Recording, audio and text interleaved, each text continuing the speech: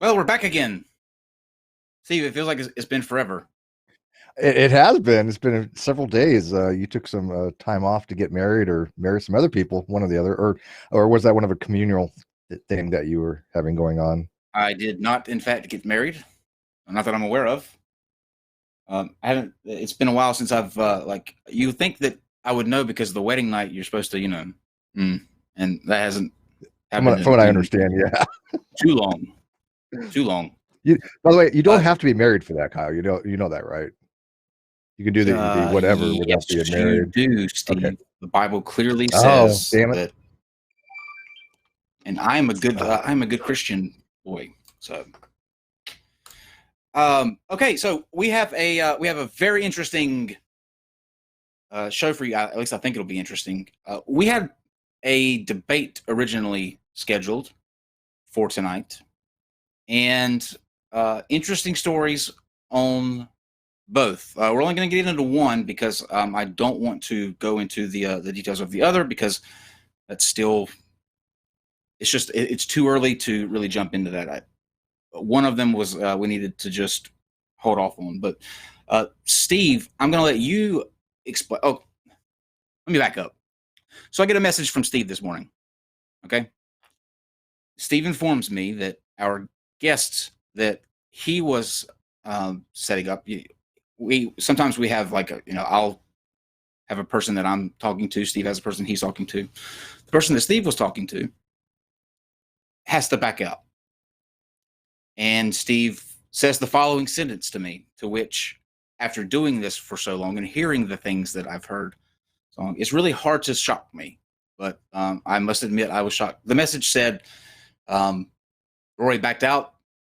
He had a dream. that's, that's pretty much it. Yeah. Um, So, so, Steve, so, so you care to explain? I don't know if I can. So this guy Roy wanted me to find him a firebrand atheist to have a discussion with. He kind of wanted to have Godless Engineer, but he was kind of having anybody that was available. Obviously, Godless Engineer got married this weekend with KC. Congrats, huge congrats to that. And so I don't think Godless Engineer was probably too busy trying to worry about having a discussion with Roy. He was probably busy with other things that we were just talking about, people do on their wedding night, supposedly. But Rory backed out like last minute, and the reasons why he backed out is because he said he had a dream that it was a bad omen that he was going to go through with this. He basically said, and I don't want to read private messages verbatim, although he doesn't really care. But the gist of it is something along the lines of him saying that he had a dream, and let's see here. I'm trying to read parts of that. He said, dreams are a big part of my spirituality. I wouldn't be living my spiritual life if I ignored something that has such significance in my life in the past 2 decades. He said that he had a precognition, clairvoyant, or clairvoyancy, and that his dream was telling him that it was probably a bad omen to actually go against an atheist on this particular topic of is theism rational. So maybe God's scared of to go against an atheist for him. I have no idea. But I am actually that happy was about his this. reasoning. This means that we are so effective that now people have to be sent omens to avoid us. They're It's dreaming about us. fantastic. That's always a good thing, right? I mean, we love Yeah. when people dream about us, but usually it's a whole different Anyway, dream that they kind of have. that's the. I'm sorry, I don't Rory. know. That's the Come on, the Rory. dumbest excuse That's I've ever bad. heard in my life, and it pains me that you even sent that. Just like at least say that you're sick or you don't feel good or something came up. But to tell somebody that you had a dream that they told you not to come up, I mean, come on. What? I mean, I Uh, appreciate his honesty, but it's so silly, right? I mean, I we all don't. have I hate his dreams. honesty. I hate it. I, I think it's hilarious. I mean, I've never lived my life by what I dream. Um, and most of the time, you don't So even here's what remember we're your gonna do. dreams very well, anyways. How does he know It's it's a true. bad You omen? probably We didn't have a dream. He just wants us to think he's crazy, which we do. So mission accomplished. True. So we two things are happening tonight. Two very interesting things. We set up. We've been wanting to do something to try something out. I finally went and got it set up, and with a number. Dave will be putting on the screen. Dave, you can go ahead and throw that up there. A number. We have a number now. So from time to time, when this happens, we will. Steve and I will continue to go live, and you can call in. What's your issue? Yeah, what do you have? What's on your mind? We're looking for people who actually have something to, either ask Steve or I, or that you disagree with us on. Not just for, small chit chat. We can do that anytime. So as much as we would like to talk with you, just make sure you call in if you have a, something that you want to say. Dave will be screening those calls and putting somebody with us. You can start calling, by the way, now if you want, and we'll see how this goes. And then at 9:00, Modern Day Debate will be having a rather interesting debate that Steve and I are going to put up on the screen and watch as it happens live, because we're the subjects of a debate between Jim Majors and James of Modern Day Debate with the question, who has more sex appeal, Steve McRae or Kyle Curtis? I don't know who's arguing what and why. I'm kind of confused here. Jim I'm a little disturbed on either count. From what I understand, Jim is arguing that I am, and James is arguing that you are. I don't know how to take any of that. I'm not processing. Well, I honestly can't believe this is even up for debate, but yeah, I would go to Curtis, Kyle as well. Why am I calling you by your last name? I don't know. Stop. No, Steve. Now I can't even enjoy. Well, you're not my type. You're not my type, but if I was going to go gay, you're supposed to fight about it, though. I really only care if one person finds me attractive at the moment, and it's not Jim or James. Thank you, Dave, for reminding me of that. Yes, a lot of people in the comments, and I've gotten several emails about it. And sporadically, I'll send. Somebody will ask me what song it is at the beginning or at the end of our streams or in the various videos that we do. Dave can throw this up. Thank you for reminding me again on the screen. So what I did was I just went ahead and put together all of the songs since we've started since we started on the show. They're all here now on a album in iTunes. I've submitted it to 16 different stores, or it's been accepted at 16 different stores. You can get it at Apple Music and iTunes now.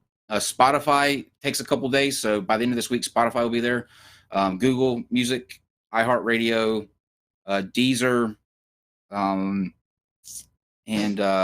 Amazon. It'll all be there so that you can, if you want to, you can get the music that we use here on the show. I know a lot of people have been emailing me, and instead of continuing to just send it out piece by piece, there it is. If you are interested, you can go to my Twitter profile, and it's pinned to the top for direct links to either Spotify or Apple Music. I'm not putting a Google Music up there because I am not supporting the Android people. Just kidding. I don't have a Google link yet, so that's why it's not up there. Once it is up there, I will put it up there. But that's there for you if you'd like to listen. All right. So yeah, you can start calling in. Dave will let me know if we have somebody here, and I guess Steve, we'll just sit here and twiddle thumbs. I can look at. Yeah. I mean, do they have the information now? Do they know how to do the Skype now? We got all that out there. Yeah. They just call. It be confusing to them. Okay. The phone number. Dave will put the phone number back on the screen. Oh, we have a caller named Chad already. Is that the first? Yeah. Is that our first? That is the first. Wow. So I'm kind of nervous. The first one's always special. Well, there's the number, guys. You can continue to call. Chad. Hey. I grew up Christian. I then was atheist and then was Christian again. and now I'm atheist again. I just wanted to thank you guys for helping me out with that. So you did you did the Brett Keane ride, right? Because that's kind I of did what a Brett what? Keane does. How dare you, Brett Keane Steve? goes. Nothing. No, I'm not trying to compare him to Brett Keane. It's just Brett Keane tends to oscillate between I'm going to be Christian, I'm going to be atheist. I'm going to be Christian, I'm going to be No, atheist. no, no. He goes back and I forth did a little between bit flip flop there, but yeah, no. I was only kind of half Christian the second time. More when my mother was alive, you know, she was Christian and wanted me to, you know, wanted to believe I was Christian. So, you know, I let her kind of have that. So But what yeah, was it that? you guys have helped me reaffirm that, and I just wanted to say thank you.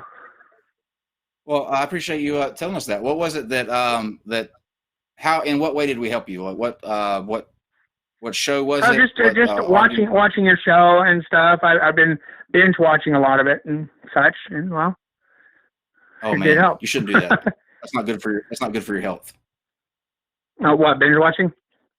Binge watching our trust show. me, I get up and do the lawn sometimes. So yeah, I'm a you huge can binge watch other watcher. shows. It's just this one in particular might not be so healthy. Well, yeah, I absolutely season, love the debates you guys have. They are the greatest. Thank you very as soon much. as I start something, I have to spend days like watching something. I hate not finishing a season. You know, so I'm a huge binge watcher. Oh, for me, I really love like getting in the middle of a season. Like a lot of people hate that, like they have to watch it from beginning to end. I like getting in the middle because then I can go back after I finish it, like and see the beginning. It's like having a prequel after you watched, you know, the original. Whoa, that's unique. I've never heard anybody doing that. I might have to try that. Let me ask you this question though. You said you were atheist and you went Christian before you came back to atheism. What was it that made you go back to being a Christian from an atheist? Honestly, I had a breakdown. I moved back in with my parents, and I really kind of always was an atheist. But you know, spending time with my mom and stuff, I really didn't know how to express to her. I'm just an atheist. So it was more like a show that I put on that I was Christian. I got you. Well, you're not showing anymore. We appreciate you calling and letting us know that, man. Definitely. All right. Well, thank you for having me. Absolutely. Thanks, Chad. All right. Bye. I've see you. I've got my phone is connected to the Skype account, and it's ringing off the hook, so to speak. Yeah, that's pretty clear sound too. I'm pretty impressed. Really nice audio. Do you want me to screen them all, or do you want me to just pull them in? Well, I don't know how we would screen them, really. I guess we're just gonna have to, since we're doing this off the cuff, we're just gonna have to take our chances. All right. That's what we do here. We commit and just go with it. Next, this is going to end really badly. Comes in. I'm getting voicemails too, so that might be something we do on another show. Yeah. Oh, that'll be funny. Just find out who their name is. For that. Okay, who do we have next?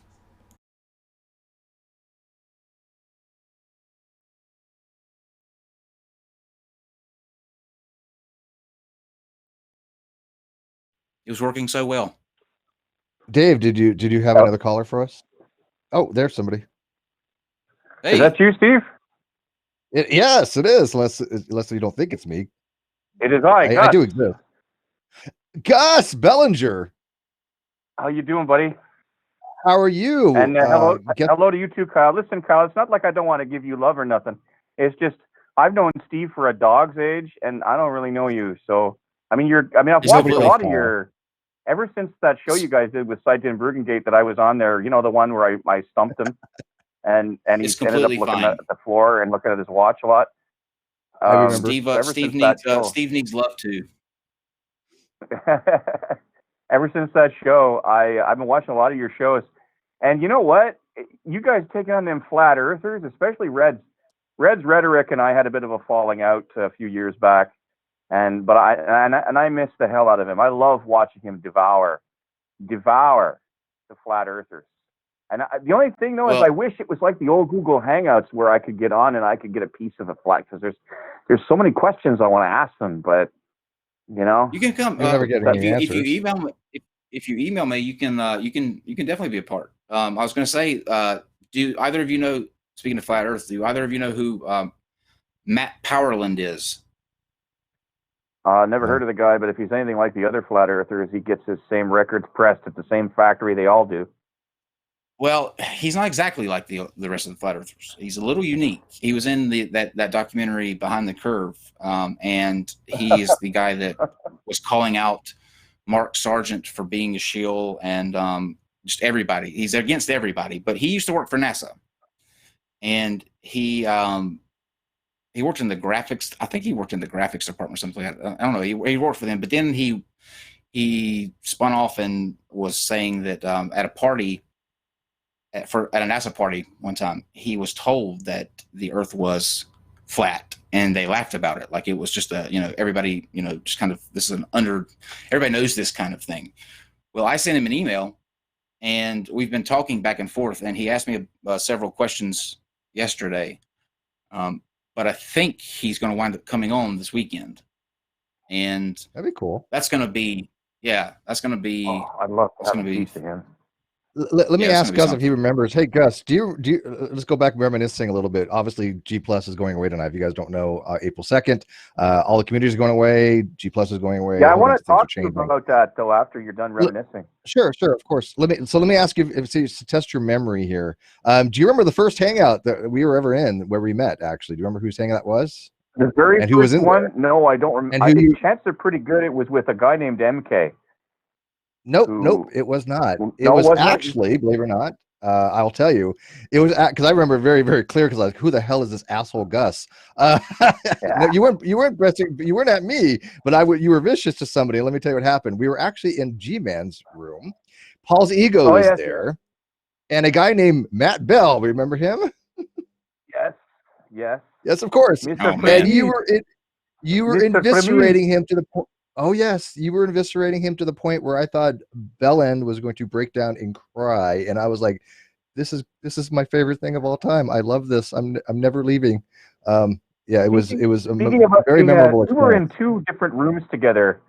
One of them was when poor Xbox was mad at the whole world, and he was saying, "Fuck you! It's my fucking head." Now you got to understand, Kyle. Xbox is the kind of guy who wouldn't say shit if his mouth was full of it. Okay, the sweetest guy you could ever meet. Okay. Never contentious. The only time he'd ever raise his voice is if he was being drowned out in a conversation. And yet this guy was so, and we're not to this day, hey Steve, we're not exactly sure what he was mad at, but he was like, "Gus, this is my hangout.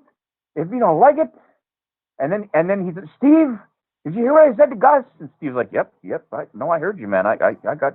And then the other hangout though, the number one best hangout was when Brojo, who I think now calls himself Brojo Saved by Grace, got whooped on camera by his mom.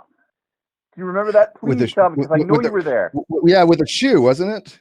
With her shoe, Kyle. Yeah, with her Brojo was walking around like his balls was clicking together, and his mom or his grandma, I can't remember which one, but she kept trying to get him to do something. He kept flipping her off and giving her the lip, eh? And so we're sitting there watching. Now, you got to understand, Brojo is just this little kid, dark skin, really red hair. And all of a sudden, this shoe just comes creeping in from the outside background, eh? Wow! She drops him like third period, and she's whooping him. She's like, "I know you are not talking to me like this." And Steven and I were laughing so hard. Oh, and the worst, the best part, the cherry on the cake, was when after the whooping was finished, it's having been delivered. Okay, there's Brojo on camera again, trying to fix his hair and floss like nothing happened. Eh? I thought I was gonna die. I couldn't take it no more. Yeah, I remember something along the lines of his.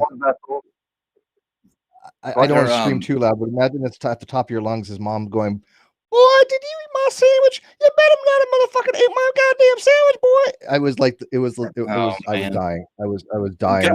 By the way, from that minute onwards, I can't take him seriously. Real quick, Gus, I got to know: is this actually true? Well, hang on, I got an announcement. Is this actually true, Gus? Did Matt Bell recently pass away? I don't know. I have no idea. I have no way to confirm it. Ever since Nadia went away, our sort of linchpin, where we all kind of went together, which leads me to my next point, real quick. Now that Google Hangouts is going to disappear, what are you going to do for an after hang? I've been using Zoom. And by the way, Google Hangouts isn't going to wait till the end of this year, but they're going to what they're going to probably be doing is another program called Google Meet, and that's usually in the suite, but they're going to make that a free version to make up for the Hangouts. What I understand. Let me ask you this, Gus. Just because we've got like several people that are calling in. Did you have something that like that you wanted to ask Steve or I? I don't want to rush, but we've got several people that are calling in. So. You got some facts stacked and racked in the front and the back. I just wanted to pop in because it's been a dog's age since I talked to Steve. You know, Steve, shoot me a holler once in a while, and Kyle, you know, like you seem to be a decent bloke. The only thing I would please admonish you more often to take a closer look at a closer listen to some of the call qualities that you get, because I don't think you guys realize, but you've got a number of I won't call them hangouts, your shows. You've got a number of your shows out there where, you know, particularly when they're coming from Great Britain, I find they tend to have really spotty internet.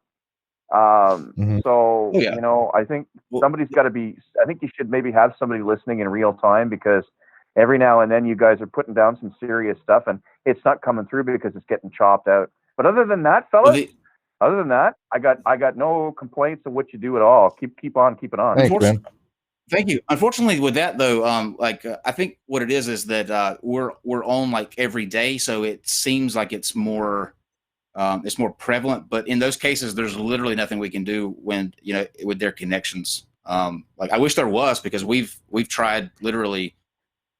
It's usually when they're on Wi-Fi. Every single streaming platform you can think of, every fix, every, you know, sort of thing like that, and just it comes down to what they're using on their end, and at that point, you know, there's nothing really we can. Yeah. Well, thanks guys for calling. If people wanted to change the whole world, they'd have a decent internet connection to start out with. Yeah. Yeah. Right. One last thing before I absolutely go, Kyle. One last thing before I absolutely go. I saw you tear G-Man apart all those years ago, and I'm proud of you, man. Proud of you. All right, I'm gone. I'm out. It was my pleasure. See you later. It was my pleasure. It was like literally last year. Yeah, it was my pleasure. It feels like a lot longer than that, though. Okay, we are getting to you guys. I know that there's a lot of people that are calling, a lot more than I thought would take us up on this. So that's cool though. That's good. Keep them coming. We might have to do this more often. You're on. Yeah. Hello. I'm on. Sweet. You are. How's it going? It's Great. going. My question was how are we to celebrate our 2,000 milestone? 2,000 what? I finally hit $2,000 donated. Nice. Oh, wow. I guess that's up for you to my decide. last $8. That's up for you to decide. I'm trying to get a load out to North Carolina, but it's a little scanty out there right now. Are you on the road right now? Well, are you hauling right now? Or are you pulled over? No, I'm actually at home. Okay. I'll tell you what might make you happy is that in August, I think, this is tentative, but in August, I think, we are going to be doing a meet and greet in California, in Anaheim. I will be going to Anaheim. Steve will be coming down. We'll fly Dave out there. And we're going to meet you guys that can come out to Anaheim. The dates will be coming. And I know that Washington's not far from California. So that might be a party. We're going to have a little catered thing, some drinks. It's quite a distance. That sounds like fun. I've driven from Washington to California. California. Yes, you will have to break it. Absolutely. Well, so yeah, that'll be coming. Hold it up. So is there something that you disagree with Steve or I on? Of course. You should know that by now. Cool. We are to expect no less. I don't know if you want to really go into it. It's kind of boring right at the moment, but I just wanted to say thanks for your show. It's been great. I really like it. Keep going. Thanks for you. You're people like you are the reason that it just stays afloat. So we appreciate your your support and for championing us. I'm really trying to keep it afloat. I don't want you to go away. No plans of that. I was gonna do an April Fool's joke today where I came on and was crying and said that I'm just not happy. It's just not good for my mental health.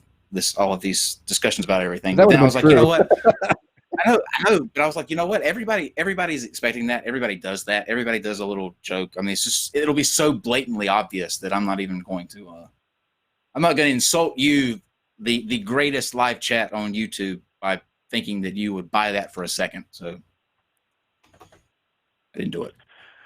Well, good. Well, keep going at it. I'm really enjoying it. Thanks, man.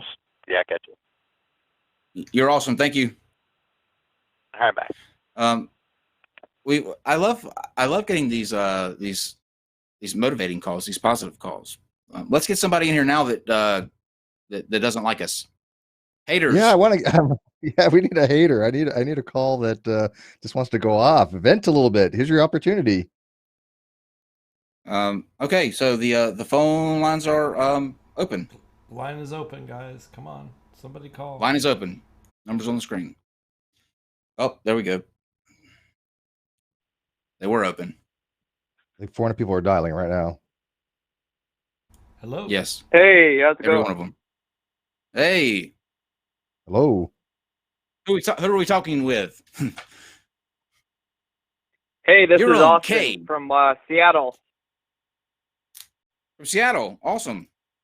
How is Seattle today? Yeah. Oh man, it's good. Just well, it's sunny out, 65. Good times Lies. out here. It's never Hey, sunny out there. I lived in Bremerton. It never was sunny. It always rained. But I tell you what, there's a guy in Seattle. If you ever go up to the that place just off where you get off the boat, he cooks like this mean sausage gumbo for like 5-6 hours. It's like, I don't know, like $5 a bowl, and has this line that goes all the way around Starbucks. Have you tried that? Oh, Yuli's? I don't remember the name, but oh my god, was it delicious! I think Homemade you're gumbo. thinking of Yuli's. Yeah. Yummy. Anyways, what you got for us? Right on. I just wanted to make a comment. I love your show, but I don't understand how you only have 27,000 subscribers. To me, your show Yeah, we don't either. should be it should be like in the 200s or 300s. I don't get it. You guys put out so much material and everyone loves it. I don't know why. Maybe it's because you tell them to never follow you, and I don't. Maybe that has something to do with it. Here's the thing about that though. Subscribers are like good. Everybody wants to have a high subscriber count. It would be a lie to say that that's not what you want, because of course it is. Like, that's the reason you come here and you put out stuff. However, the flip side of that is that the experience, I think, is what's most important. And if you were coming on here and it was a shitty experience, that would be it would be demoralizing. Like, you wouldn't have any motivation. But we get to meet so many different people, and we get to do so many different things. If I had to give you a reason why, like if I had to honestly give you a reason why I don't think it's as high as like maybe you think it should be. The YouTube algorithm goes a long way in pushing your content forward, and ours is such that we're kind of in a sort of a shitty position in that our shows go for an hour and a half, 2 hours, sometimes 3 hours. And one of the biggest aspects of getting pushed by YouTube in the algorithm is watch time. And with our stuff, it's really hard for people with busy lives to just sit through and watch the video all in one sitting. They're going to watch a little bit here, come back to it, watch a little bit here. So it looks like to the algorithm that people are just getting to a certain point in our video and then dropping off, because that next time they get on, it just picks up as a new view. So it looks like we're putting out all this content that nobody is watching all the way through. So therefore it doesn't get, suggested all that Yeah, much. it doesn't get pushed up Yeah. Yeah, it doesn't Right. it doesn't catch that Interesting. algorithm. Now, a lot of people also listen to the podcast, right? I mean, I generally do the podcast almost every day. So we've had well over 500,000 downloads on that iTunes podcast. So people will listen to it when they're traveling that way. But you got to remember, with 27,000 subs we have, and we have almost 400 people watching. That's a huge percentage. I mean, it's like 1.4%. I just did the math, which doesn't sound like a lot, but we have a lot more activity with our actual subscribers. I know channels that have 100, 200, 300,000 subs, and they'll get like 50 people watching. Right. Yep. That was my second point I was going to make is your viewership compared to your sub count is a way better ratio than a lot of the bigger platforms. So I think It's it's phenomenal. just it's like we're a cult or something. Yeah, that's what I like to think about. We are a we are a cult, and I'm okay with that. And like I said, I've said it before, and I've said it many times. Even the ones that I argue with or that disagree with me from time to time, like we seriously do have the best live chat. The people who watch the show and interact with us, the mod team on everything from Discord, the interaction, like you can't put a number on that. Which I couldn't be happier with the base of you guys that we have, like the support, even through like the controversial things, like with the whole platforming thing. Everybody really kind of came to back us up, and you really can't like the subscriber count is just a number. It doesn't speak to the passion that we put forward and why we do what we do. And it's like I'm happy with it, even with being at 28. I'm still thrilled with that. But you can't trade that for the people that we have that watch and that give their feedback, and just everything's great. I couldn't be happier with the way things are. We'll get up there. We're kind of on track to get, I think, 80,000 by the end of this year or something along those lines. But even cool. One thing I love about our audience is that they don't just blindly follow, right? If they have an issue or they think that something's wrong or they disagree, they're going to tell us, right? I mean, they're not really They never follow. they're not vocal about things they like or don't like, and I happen to like that. I don't want people to stand up for us because of obligation. I want them to think that we're actually correct, and they'll stand up for us for that reasons. They get bitchy, and that and another thing is too, like I always when I watched videos, and I tried to make a point to do this when I watch videos. I can't stand when someone takes 5 minutes to tell me to subscribe and like and share and everything. Like, so that's why we don't do. If you notice, we don't do that. We don't take. We might say like, this is what we've got coming up, or check this out if you want to. But we don't spend a whole lot of time pushing. People. If people want to subscribe, they'll subscribe. That's my philosophy. If they don't, they won't. But me telling you and spending, untold amounts of time doing that, it's not going to sway your opinion. So, but hey, right. If you agree, smash that like button, hit the subscribe and the bell notification. You got to remind every so often. Long time listener, guys. I've been Thanks, here man. since the beginning. Those are the best, dude. Those are the best. Yeah, we appreciate you calling and telling us that. It's always good to hear that. Yep, and I'll let you guys go. And Kyle, I totally back you on the deplatforming conversation. Thank you. I'm totally on your side on that. Awesome. So with that, I'll let you guys go. Have a great day. You too, man. Thank you for calling. All right. Okay. Okay, this is too much of a love fest. We need somebody who hates us. What's going on here? Come on, Dave. Finds us someone. Hello. Oh, hey. Get Eric Murphy to come back on it. I'm sorry, who's this? The connection's terrible. It's a fan of yours from Australia. How's it going? Oh, because you're from Australia. That's why. Right. Yeah. Are you hanging? How's your harness? Is it secure tightly? Actually, I got my dog sitting on my feet, so he's keeping me pretty steady. Okay, cool. Weighs you down. They're upside down over there. He defines the law of deepening.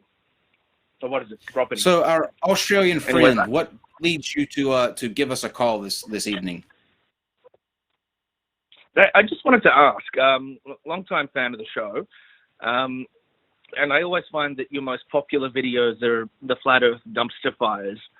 Given the effort you put into getting, quite eminent guests and interviewing really interesting people, does it get a bit frustrating that your most popular stuff is a retard talking about how he doesn't agree with demonstrable science?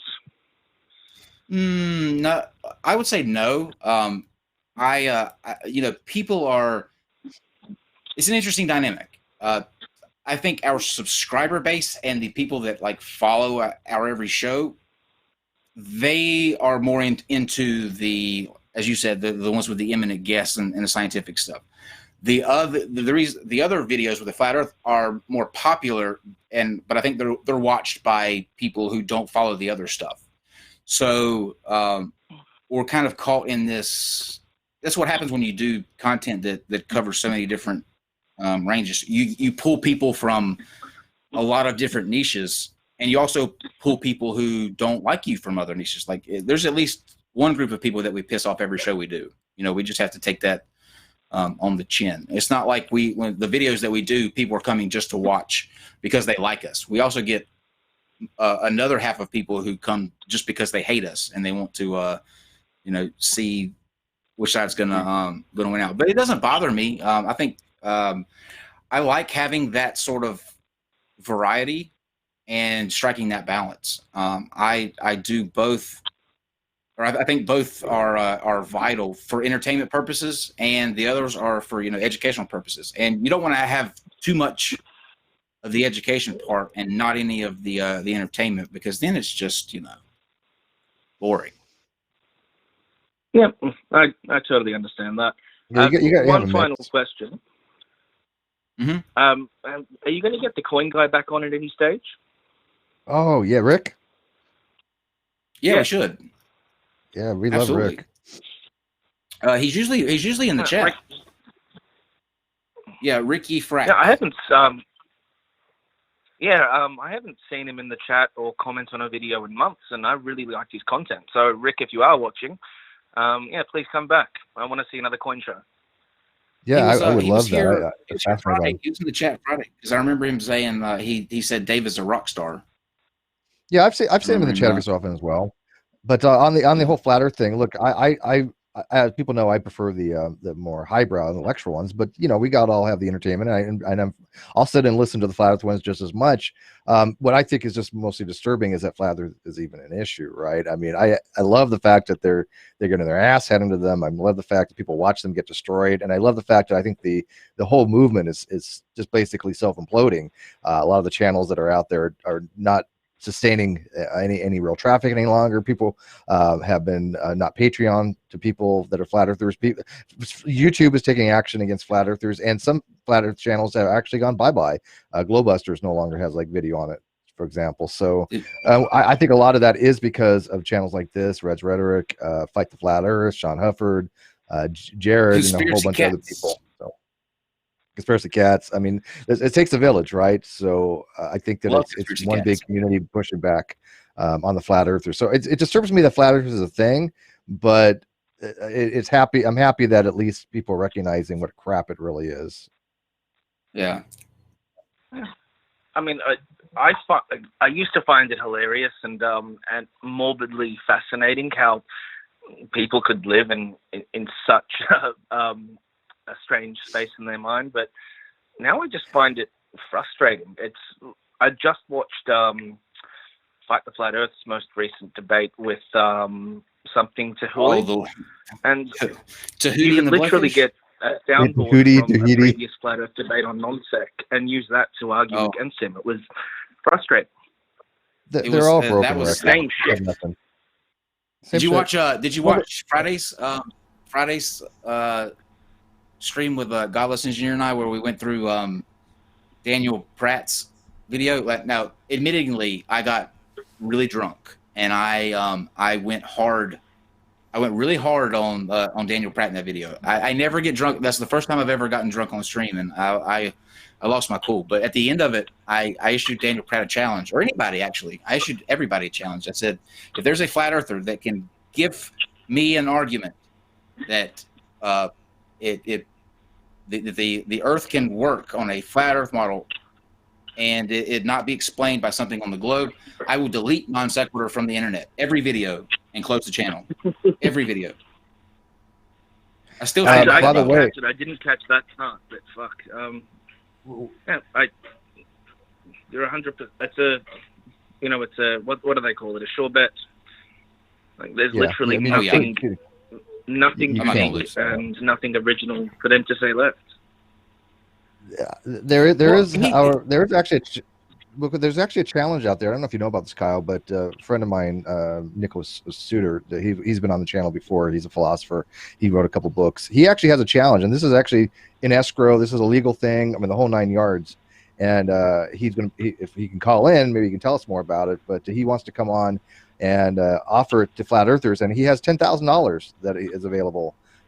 Challenge for people that can have an objective experiment that will demonstrate a flat Earth, conditional, obviously, that if they can't, then they have to pay back expenses and all that other stuff. But this is a legit offer for $10,000. We offered it to Flat Earth Jesus. He denied. Hang on. We offered it to Flat Earth Jesus, and he denied. We had an awesome experiment, the whole 9 yards. He wouldn't follow through with it. So it really tells you the fact that these flat earthers aren't really secure. Because the Earth's not flat. All. Listen, guys, if you want $10,000 and you want this channel gone, bye-bye, you can be the hero that gets makes bank and gets rid of I will delete every video. I will not be uploading anything else. I will delete the whole 9 yards if you can just prove to me that that one thing. This is what he did, though, Steve. This is what pissed me off so much. Daniel Pratt took he was using a treadmill as an example, and he was saying that the Earth is a treadmill, that it's spinning. His point was, as a treadmill is going fast, right, on a belt, you can't move one direction the same way you can the other because it's spinning. And he said that's how we know that the Earth is not spinning, because we can walk around and there's no friction anywhere. So he literally thinks that the crust is like there's just so much wrong on that. Yeah, there's just so much wrong on that. It's well, ludicrous. But how many flat earthers do you know that have ever gone and taken physics courses or learned math? I mean, none of them do. I mean, literally, they don't have the basics even down, and yet they think they understand physics and math better than the people that actually go study and get their PhDs. So I don't understand their mentality, but anybody with half a brain will recognize that these people have no idea what they're talking about. They never will have anything to show that the Earth is flat, and that's why they won't ever take Nick up on his offer, which, by the way, is a very legit offer. And he wants to, like I said, to come on, hopefully call in or maybe on another show and officially offer it to people on this particular program. So the Earth is a treadmill. Anyway, our Australian friend, did you have anything else for us? Actually, one last question. There's been a few times where you've had Saturday night debates and the flat earther is just not showing up. Is that because? Well, why do you think that at present they're so unwilling to actually come on and even defend their ideology at this point? Because they don't have any. Because they've seen what happens when they do. Like even them, as dumb as some of them are, they still, I think, can recognize when someone gets their ass just completely handed to them. And if you see enough of the Saturday nights, no one walks away going, there's something to that flat Earth thing, because they're continually disproven over and over and over again. So I think what happens is in the comment section, this is what mainly happens. And there's, I'll tell you, but Steve, ask me when I get done with this about Rand Campbell. They'll leave comments and saying, oh, you don't know what you're talking about, you're fucking stupid, all this other shit. And so what I will do in the comment section is I will say, okay, if that's how you feel, here's my email address. I'll be waiting on an email from you. We'll get you in, and you can come on and tell us exactly where we're wrong. And most of them you just don't hear anything else from them after that.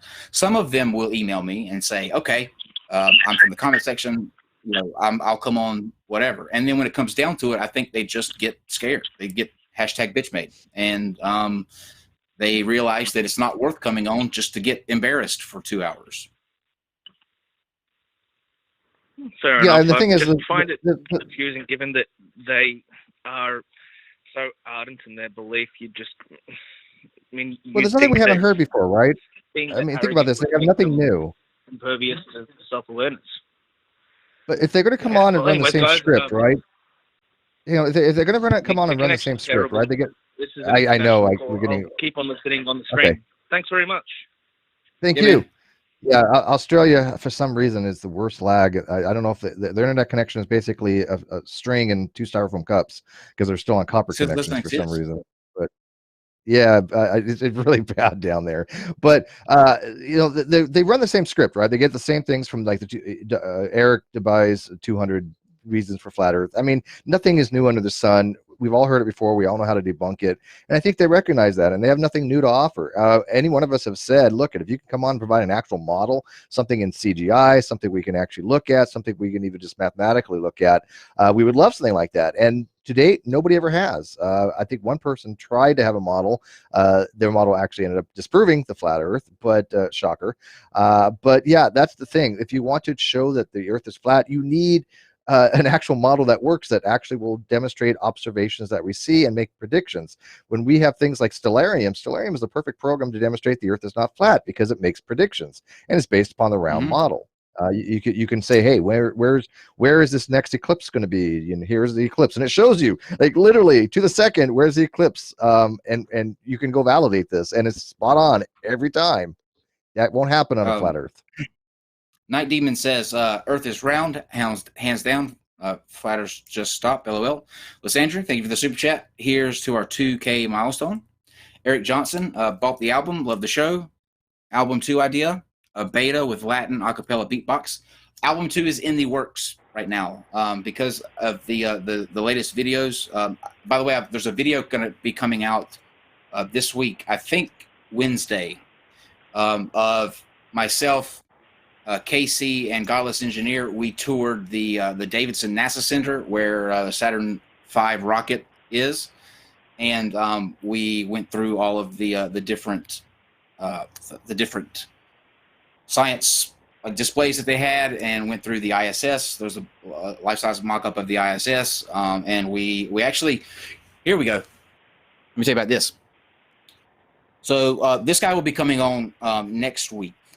He's busy this week, but in the video that you'll see on Wednesday, we got to where the brain of the Saturn V is. It's this big ring, this huge gold-colored ring. It's got all of these like solar panels on it, and it looks like a something you'd see inside of your computer. There was a gentleman in a white NASA lab coat, older guy. I mean, you could tell he was old. Like I thought he was probably 100. That would have been my guess. And he's just standing there waiting, for people to come around and ask him a question. So as you'll see on the in the video, I sat I didn't sit, but I stood there and interviewed him for probably about 15 minutes. And his name is Brooks. This is Brooks. I'll just hold this up here to you guys. Let me see. Pull up my screen here. Yeah, so this is Brooks. He was he worked with the Saturn V and the rocket boosters. He's a rocket scientist, and he retired several years ago. He's 95. Okay, this is what he looks like now. He's 95 years old, and how he spends his. Oh, sorry, Dave. Try again. That's Brooks now. He's 95 years old. And this is what I was thinking as I was hearing his story. Okay, you have this guy who's 95 years old. He spends his downtime at that center telling people the stories and explaining how things work. It's just, I don't know. It gives me cold chills. I mean, the guy is just an inspiration. And it was at that point that I was like, okay, I got a really bad taste in my mouth with the whole flat Earth thing now, because they're calling people like this guy an absolute liar, a fraud, and a cheat. And he's 95 years old, standing there. Well, people can lie too, Kyle. Russian vids, chill out. I haven't got to you yet. Okay. So he's 95 years old. He's spent his entire life and dedicated to that one place, doing that one thing. And when you go there, and you'll see on the video the intricacy in the rocket, and just it's laughable. It's laughable to say that any of that is that's what I took away. So you'll see that video probably on Wednesday. Brooks will be with us next week. He says he loves doing Skype interviews, so he'll be coming on to explain what he did.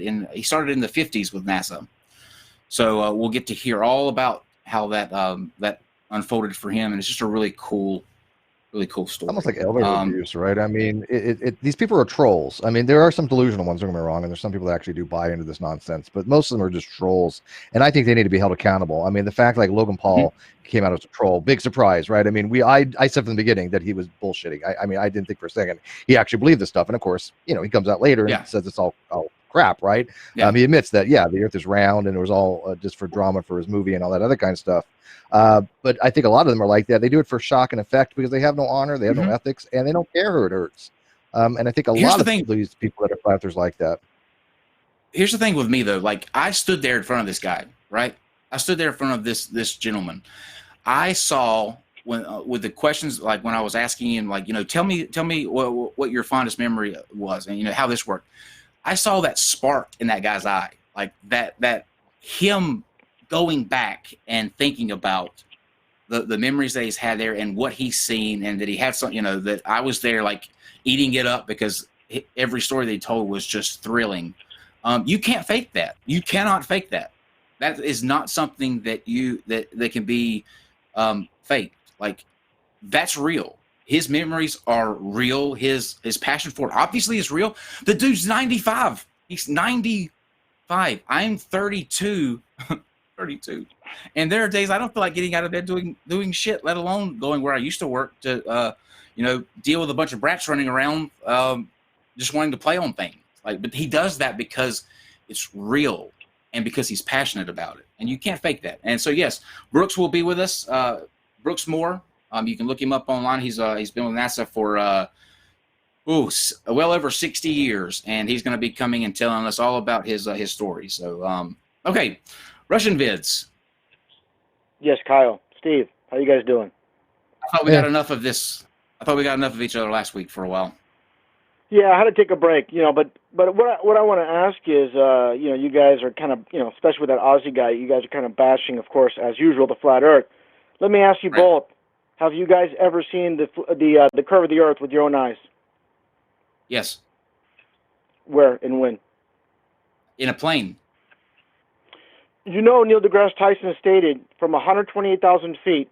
He's referring to Felix Baumgartner's jump. There's no curve of the Earth. It's flat. That stuff is flat. You can look it up yourself. I sent you the video. Right.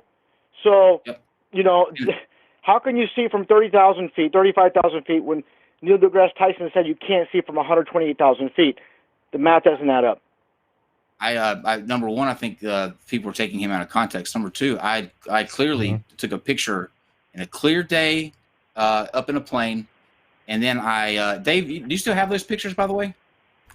It's been a while ago. There's a curve to the window of the airplanes, right? There's a slight curve to those windows. But by the way, you think I'm taking it out of context? Why don't you Google it right now or look on YouTube, Neil deGrasse Tyson. Can I ask you a question, Rustin Vids? Wait. Can I ask you a question, Rustin Vids? Hang on.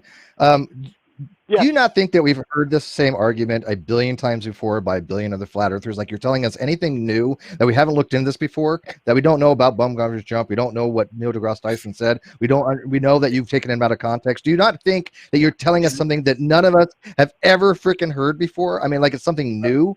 Because it's already been debunked a million times. I'm asking you for something new. I haven't asked you this directly, Steve.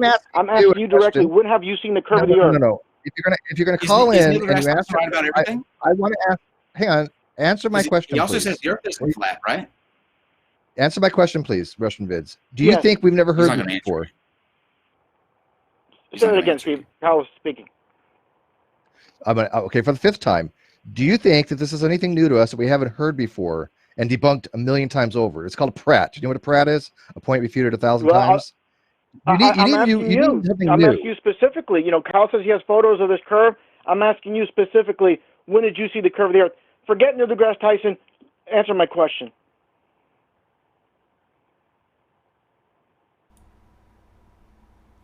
What is it? What is he asking? I don't even know what his question is. I'm asking when did you see the curve of the Earth? Yeah, I've seen the curve of the Earth. I've never been up that high. I've never been up that high. Most of my flights are around 30,000 feet. So you've never seen the curve of the Earth for yourself. You're just taking it based on I haven't seen a lot of things with my own eyes. Basically. I believe that they exist.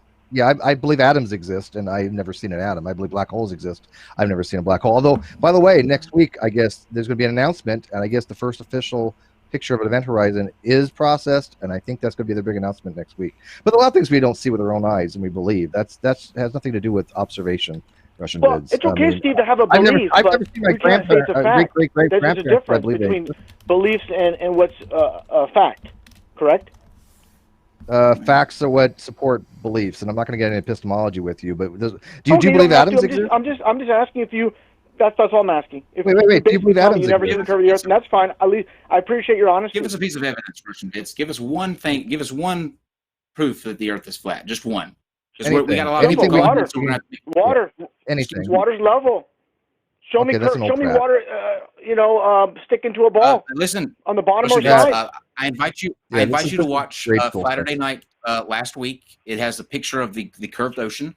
We had a gentleman that deals exactly with that. He has ultra sensitive instruments that they use to that is specifically designed to measure the curvature of the water, because he deals with disasters and stuff like that. So they need to know those sort of things for preparedness and all of that.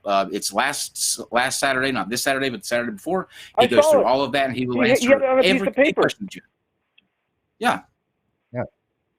Well, anyways, but here's the thing, not on a piece of paper on a chalkboard in a math equation. Oh, not the okay. Well, we need the math.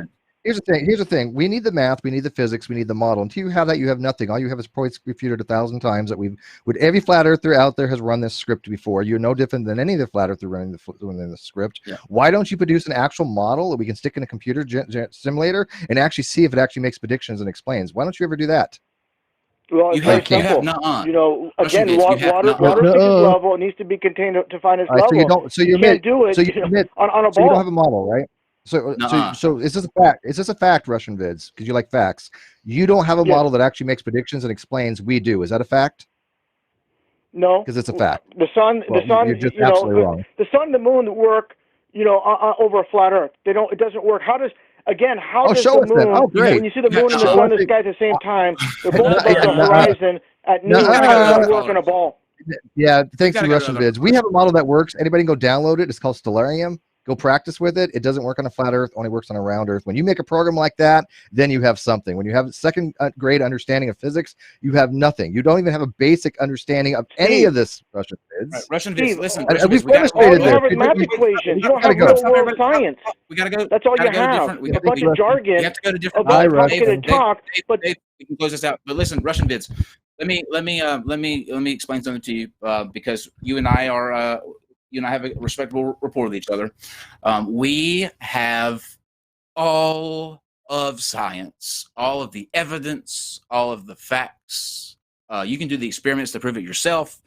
All we hear from flat earthers, and this is why we're getting tired of going through it over and over again, is nuh-uh. That's literally the only thing that you have to offer to everything. It's a refutation of the evidence that is put forth by us. There's only one side that's putting forth evidence to be refuted, and that is our side. Now, whether you agree with it or not, it doesn't matter. Your feelings don't matter to science. Your skepticism doesn't matter to science. Your conspiracy theories don't matter to science. None of that matters to science. The only thing that matters to science is what is provable, what is demonstrable. As Aaron would say, if you can't show it, you don't know it. And one thing is for certain, flat Earth can't fucking show it. Not back then, not now, not in the future. It will never happen. And the day that it does, I will delete this channel, and you won't hear me bitch about it anymore. But stop coming to us with nuh-uh. We want something new, some new argument, something that hasn't been refuted 950,000 times because it's so fucking annoying now. So get some new arguments so that we can start having a good time, and fuck off with the nuh-uh, because it's not cute at all. And what's funny is every time the flat earthers do come up with something to try to experiment, they end up disproving their own hypothesis. They actually demonstrate the earth is round. Every single time. Go figure. Okay, who do we got? Hello? Caller. Oh, hey, hello? Hey. Hello? Hey, it's Nick. Nick Hey, Suter. Nick. You guys, Awesome. I heard my ears burning. I had to call. Yeah, I had to I was call. talking mad shit about you. We're talking about you? Yeah, well, I was talking about him so he can offer his challenge live, and so it's on record. Got it. Yeah. Got it. Well, please, go right ahead, sir. Oh, real simple on the Codex, the Humanist Codex, or the Atheist Codex, just atheistcodex.com. A number of challenges. Our Flat Earth Challenge is our favorite, and it goes something like this. We will cover, we have a couple of tests that we want to do, but if you don't like any of ours, if you don't think they'll prove Flat Earth, come up with your own. Once we agree on a test and we agree that that test is reliable and accurate, we will conduct the test. We will pay to fly you out to wherever that test is being done. We will pay to also whatever observers you want. We're going to record it. You can record it. And we do the test. If the test comes back flat Earth, we recant our Ball Earth views. I do it on my personal social media. The Codex does it. And you win a prize of $10,000. On the off chance, in the unlikely event that it comes back a round Earth, a ball Earth, then the only thing that happens to you is you just got to reimburse us the expenses for the experiment, and you have to recant the flat Earth. And if you can't find an experiment that you think would meet those results, I don't know how you can say you have the conviction of your beliefs. There's got to be an experiment out there that can do it. We're looking for it. We've been looking for it for 2 years. We've had about 24 people say they wanted to take the challenge, but it usually breaks down pretty close to getting the contract. So we haven't had anyone actually take us up on it yet. Well, I wonder why that is. Do we have any ideas?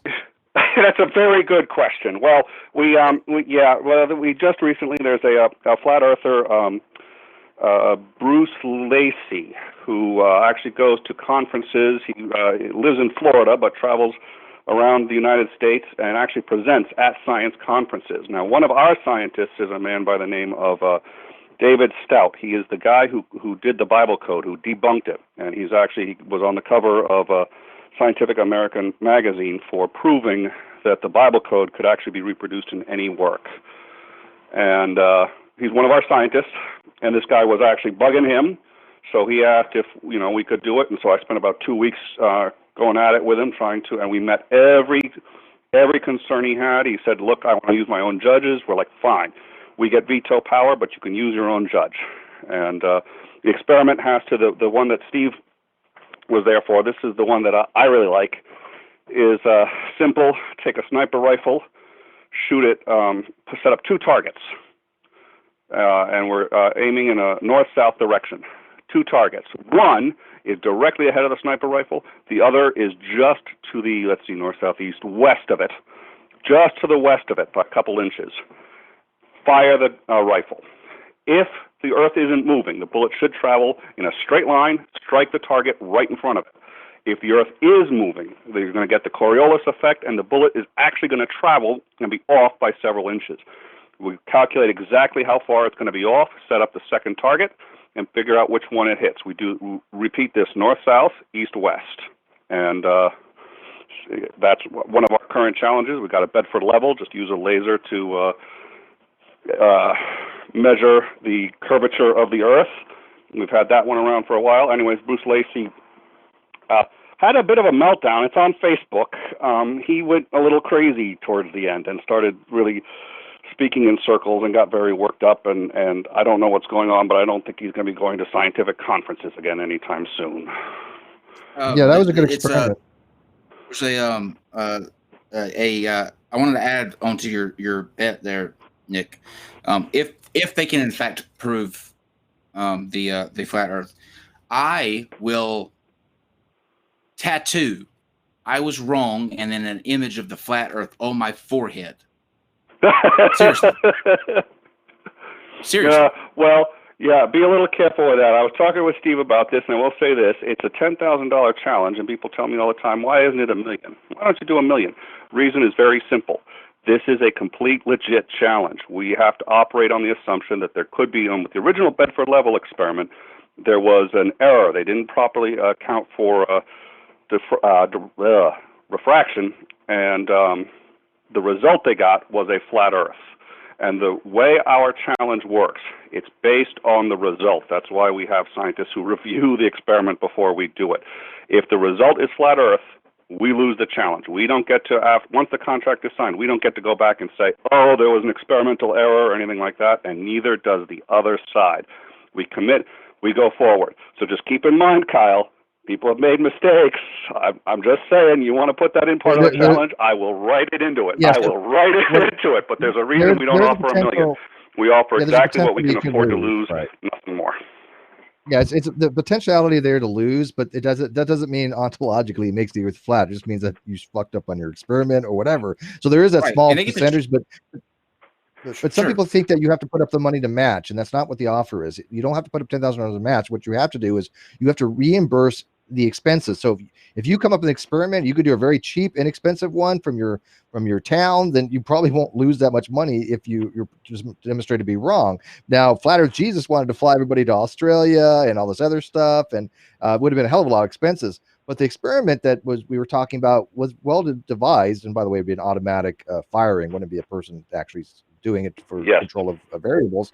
But Flat Earth Jesus chickened the hell out. I mean, he's like, no, I'm not going to do anything like that. He none of these people will put any of their own money up. Any people, this is all just nonsense to them, I think. Well, in some ways, because they won't man up. The reason we do it this way is to flip the script. I got a little tired of look, science can't prove anything, cannot prove anything. And there's no statement you can make in science that isn't up for question somewhere down the line and that you can't attack on some level. We decided to flip the script. So now we will cover all the expenses. We'll cover everything. If you truly believe that the Earth is flat, there is zero reason not to take us up on this. No reason. And people will start sending us with a gish galop of, well, here's 1,000 tests. You don't need me. You can, do it at home. And listen, every time I do it, I screw it up because I get back a round Earth result.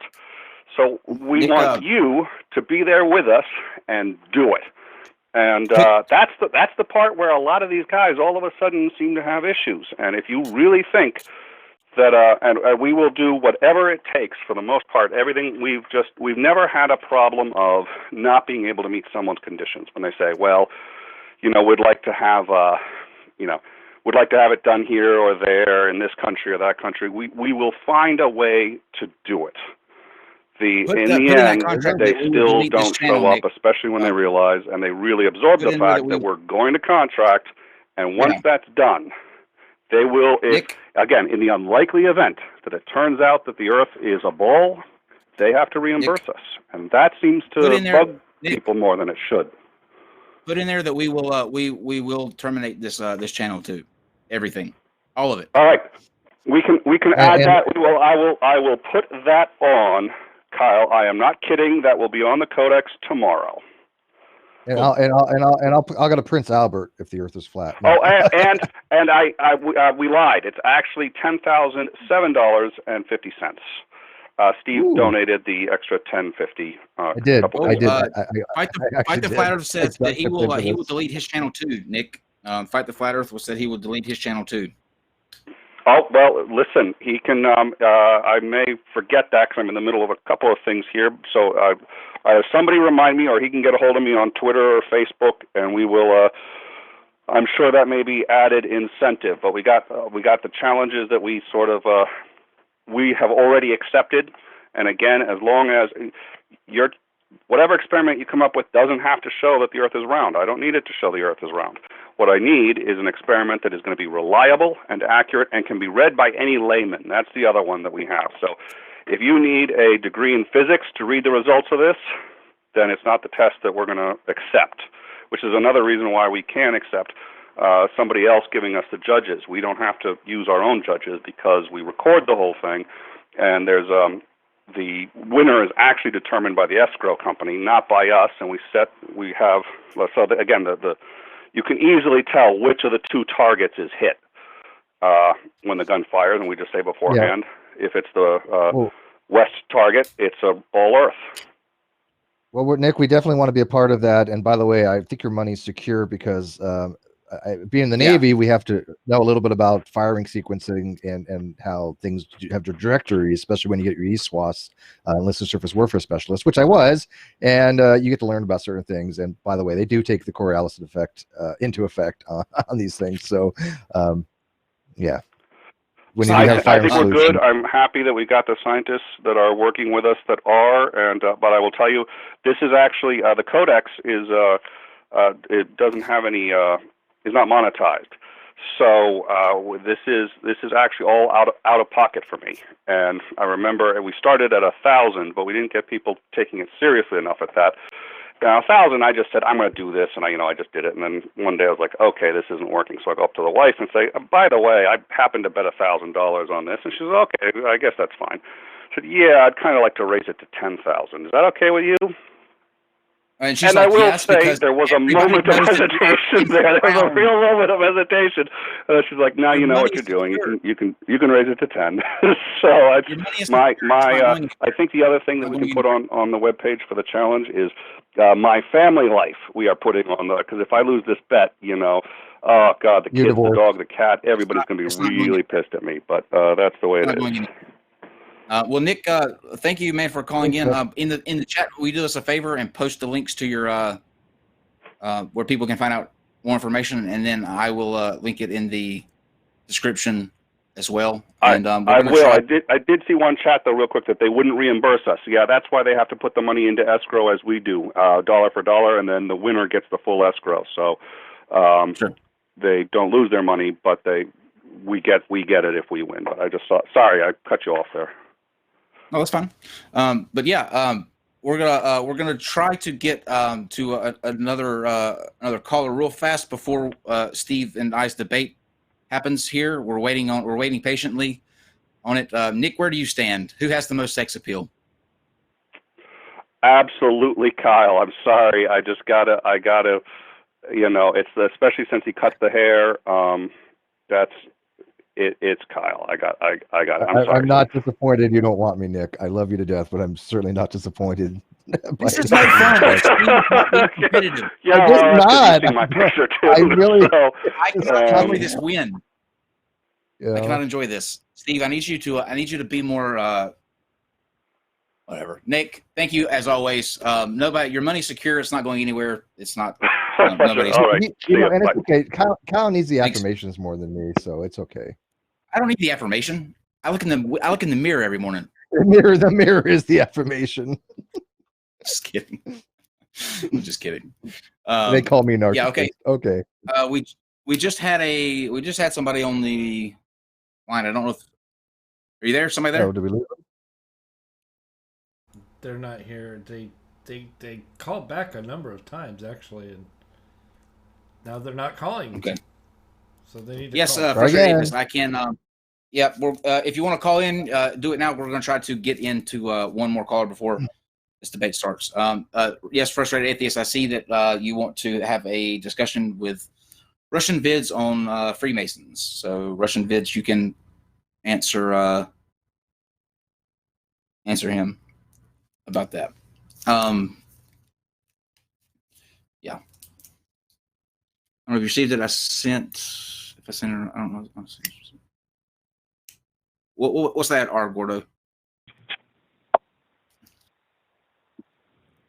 Hello. You're on with Steve and Kyle.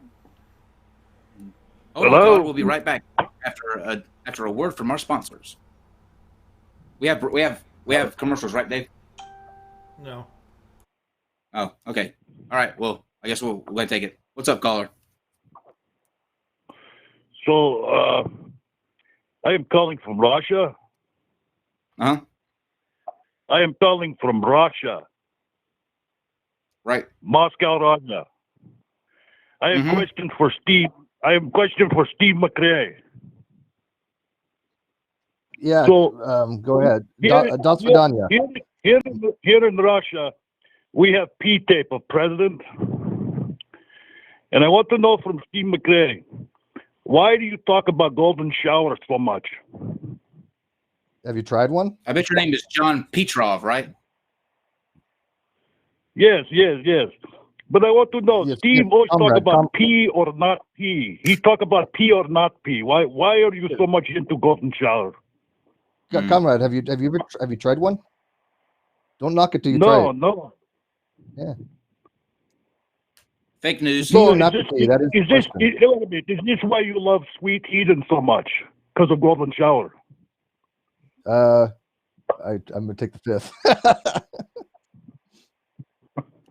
Well, thank you, Mr. Petrov, for calling in with the P-tape. P-tape. The P-tape angle. Yes, P-tape will be coming out very soon. Very soon. Oh, thanks, dude. Love you, mean it. It's very disheartening that we haven't got anybody that doesn't like us. I'm a little disturbed by that fact though, because they're out there. I mean, we have our haters, we have our detractors. Are we going to take this last call here?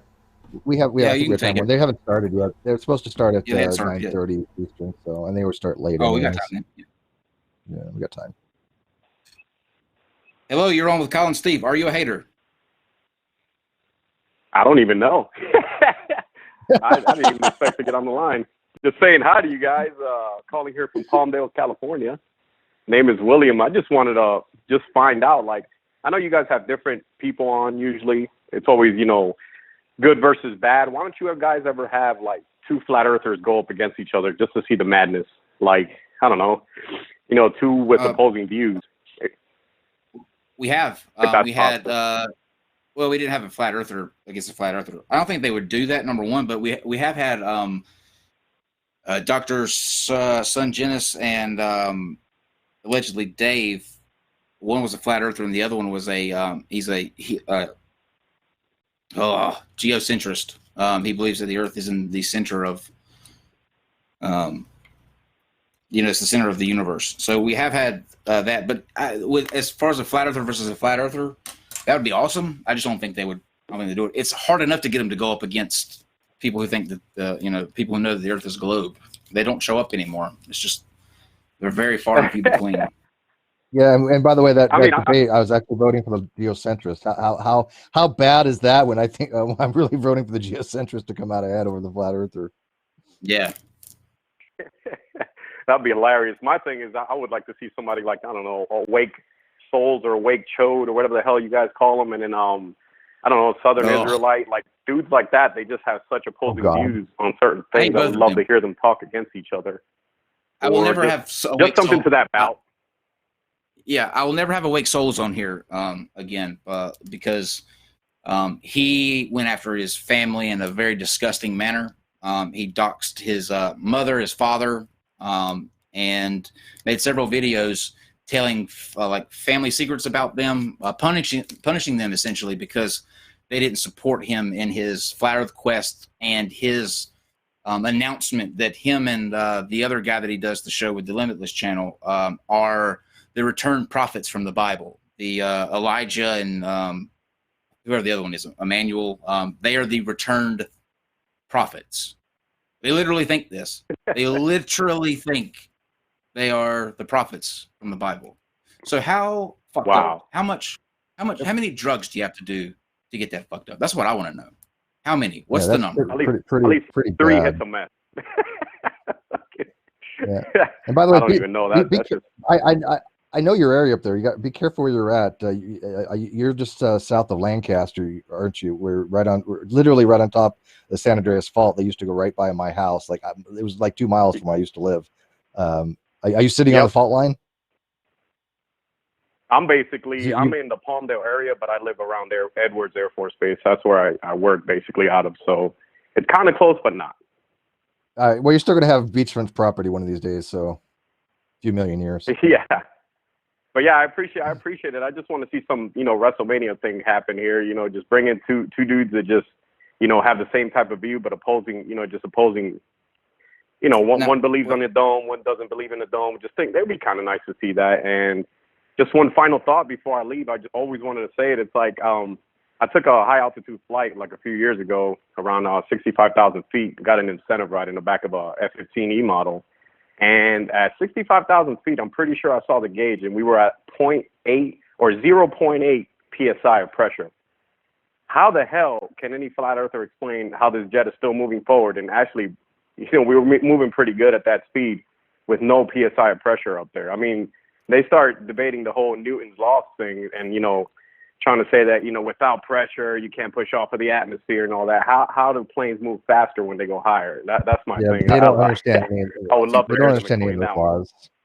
They don't get Awesome, Pascal's Greg. pressure law. They don't get Newton's laws. They don't understand any of the physics, which leads to conceptual errors, right? When you don't have a mastery or even just a basic understanding of the basics, you're not going to understand the concepts, and you're going to lead to faulty conclusions. This is why you never see a flat earther hired by any of these companies, right? You never see a company go, "Hey, we need to know how to particularly do something in the atmosphere. We're going to hire a flat earther to come do it for us." It never happens, right? Because they have no idea the basics. There's somebody in the live chat that said Russian vids versus Edgewise. That would literally kill me. I literally would not survive that talk. Does Literally. Russian vids see Vid dragons versus Debbie too? Duran. That would be. Gordo, My I got your God. picture. We're gonna put it up here in just a second. I just sent it to Dave. He took it's similar to the picture that I took. There you go. His wife took a picture on the way to Germany. It's sort of similar to the picture that I put up a couple weeks ago. And I actually went and did from point to point. Took a protractor over top of it, showed all of that. There, you can see the curve up from that height. So I don't know what they're like. Here's my thing: choose whether or not you're going to believe Neil deGrasse Tyson or not. Is he trustworthy or is he not? Because you can't say out of one side of your mouth that Neil deGrasse Tyson says that there is no, you can't see the curve, therefore that is true. And then at the same token say that, hear him say the earth is not fucking flat and call him a liar. So you choose which side of that coin you're on before you come here asking us fucking questions about it. Yeah, I mean, it's pretty bizarre. Don't If you think about it, that they say, Neil deGrasse Tyson says you can't see the curve, and yet at the same time he says the earth is not flat. You got to decide which line you want to fall on. And by the way, he's talking about a type of curve. Bumgarner was at 40 miles, 30 some odd miles. I mean, he was like a third to the Kármán line. He was 28 point something miles high up, which by the way is enough to see curve, but it's not going to show you the curve of the earth. Looking at it like if you're at a ball, it's going to show what he just showed as a picture, right? If you did a point to point and you took a flat line, you would actually see there is some measure of curvature, though. That you can see, I think, at the minimum of maybe 40,000, 50,000 feet, somewhere in that ballpark, that you can start seeing that, because that's based on the horizon. But it's not the type of curve that Neil deGrasse Tyson was talking about, right? So you have to understand the context that he's saying these things on. But Tyson does not believe the earth is flat. He's adamantly against that. So you can't cite him on one thing and then ignore everything else he says. That's called cherry picking. Fuck off. It's a fallacy. Fuck off. But yeah. Anything else you want to got from me and Steve before we start to get ready for this debate between That's about it. I do appreciate the time. I'm a super fan, so thanks for hearing me out. Like I said, I just want to see some WrestleMania. Just throw two dumbasses against each other, if not two intelligent ones. And I just want to see some opposing How about views. this? With you How about guys this? as the moderator. How about I got one. How about Pastor Sylvester Williams and George Lujack? Oh, for fuck's sake! Wow, no. It would be a black hole of stupid. Oh my God! The event horizon would be nothing. It would be or how the end about of society. terrorism versus flat earther? Well, let's put Debbie, Wotan, in a tag team match against Sylvester Williams and George Lujak. Oh, And death match. That would be brilliant. we'll have Edgewise as the referee and Russian The Vids moderator. commentating. Yeah. Yeah. Retard WrestleMania, double R. All right, guys. Thanks for I appreciate thanks the for time. calling in, Thank man. you. I appreciate it. Mm-hmm. All right. See ya. Black hole stupid where no Amazing. intelligence ever gets out. Amazing. Well, that wouldn't happen though because we're beta. I think we have one more caller. Okay. Oh, who do we have, and what you got? And please say you hate us. I'm some ugly fuck from Florida. I'm a plumber. God damn it.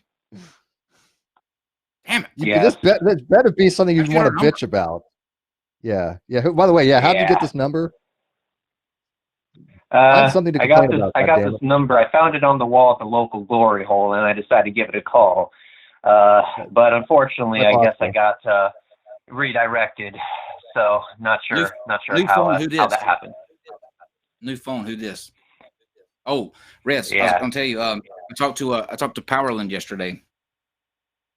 You poor soul. I apologize for your feeble mind. I think he's it is feeble.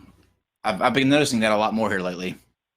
I think it's that's Yes. the reaction to some of the things I saw. It's like we're in war, but not really. No, Steve's like, oh, you don't want to know I the mean, things I saw.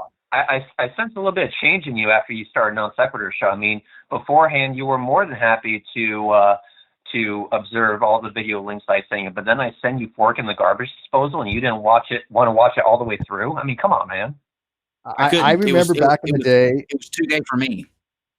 I remember back in the Too day gay for before Kyle even knew Flat Earth was a thing. He the naivety was sweet, and he was kind and gentle, and he didn't have a care in the world. And then he ran into Flat Earthers, and things changed. Things changed. I didn't believe you. Mm-hmm. I didn't believe you when you No, when he you didn't. said He really didn't. He thought I was lying, or at least like he's like, "Are you being serious?" Because I told him, "Yeah, I got to go do a Flat Earth thing," and I may have been with you, Reds. I don't even remember. But he's like, "That's not a thing." I'm like, "The fuck it ain't, dude." It really is. Yeah. Well, I do see a Russian Vids in the chat, but I guess he's asking me for a ride to go see a SpaceX Falcon 9 launch, and I'm wondering why is he even wanting to go over there when he's just going to dismiss it anyway as some sort of hoax or just fancy pyrotechnics or some shit like that. No.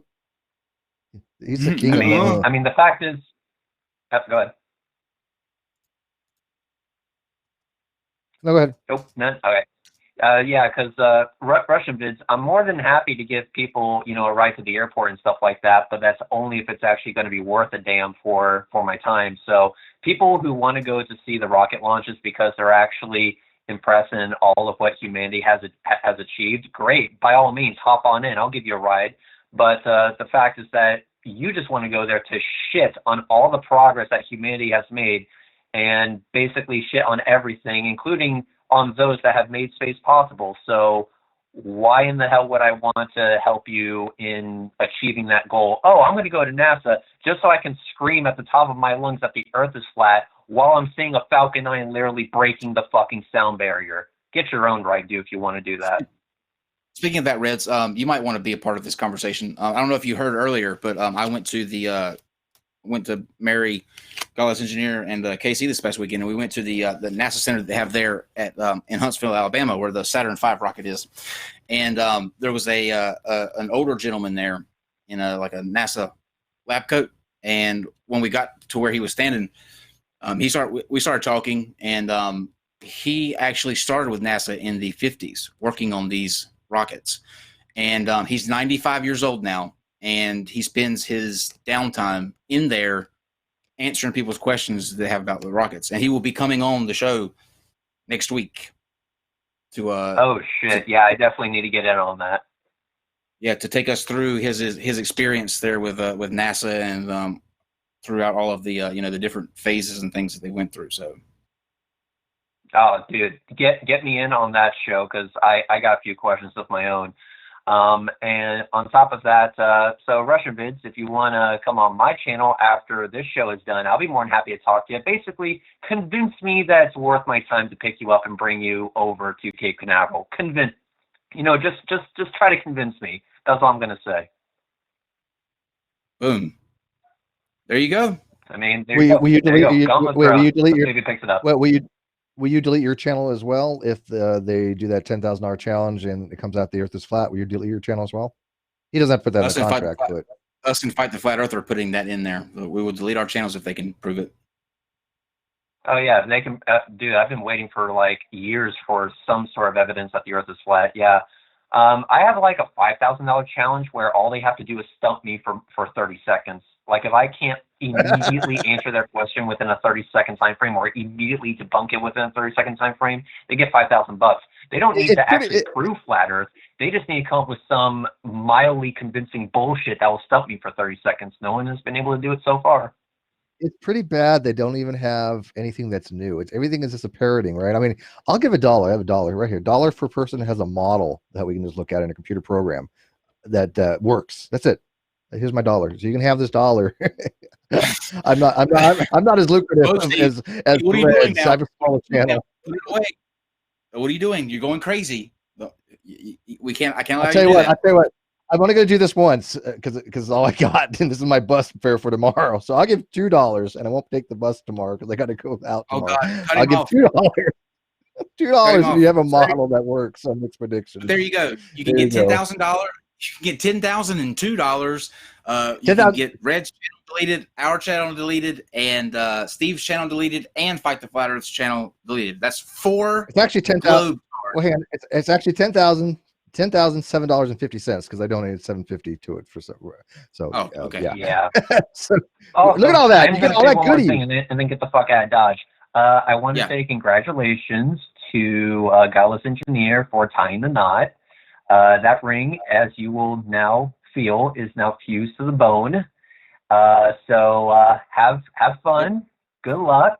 And good thing you did not invite me to the wedding because, wedding cake is a whole lot less appetizing when it's filled with projectile vomit, which undoubtedly would have happened as soon as your guests would have gazed upon my hideously ugly face. So you did a good thing by not inviting me to the wedding, but just know you have my best wishes, and you don't get keep debunking the stupid. Keep doing what you're doing. You weren't invited because I wouldn't have been able to control myself around you. That was totally for your protection, Ritz. Nothing with you. I already know how to repel you, though. All I have to do is have Fork in the Garbage Disposal playing on my phone at max volume. I don't know if that would work in person, though. Do you know, Reds? At least you never have to worry about anybody debating your sex appeal or not. That's never going to be an issue. Thanks, Reds. So, also, make sure you guys understand this: non-sex show rules. Hell yeah! Clip that. Thanks, Reds. Yes. Steve, we have a hater that wants to call in. Okay, then I'm going to fuck off now. Does he want my talk to $2? the hater. So peace out. See you, buddy. Wow, I'm so excited! Can't wait. James, if you're watching this, are you backing out, James? You don't want to defend Steve's sexiness, do you? I get it. Oh, I hear screaming. Somebody really hates us. What is that? Hello? Who's on? Who is it? I don't know what I'm listening to. Hello? Hello? Is this a NonSequitur show? It is. I think so. Unless you know something we don't know. It could be not. It's my first time being online. It's kind of nervous. Shit. I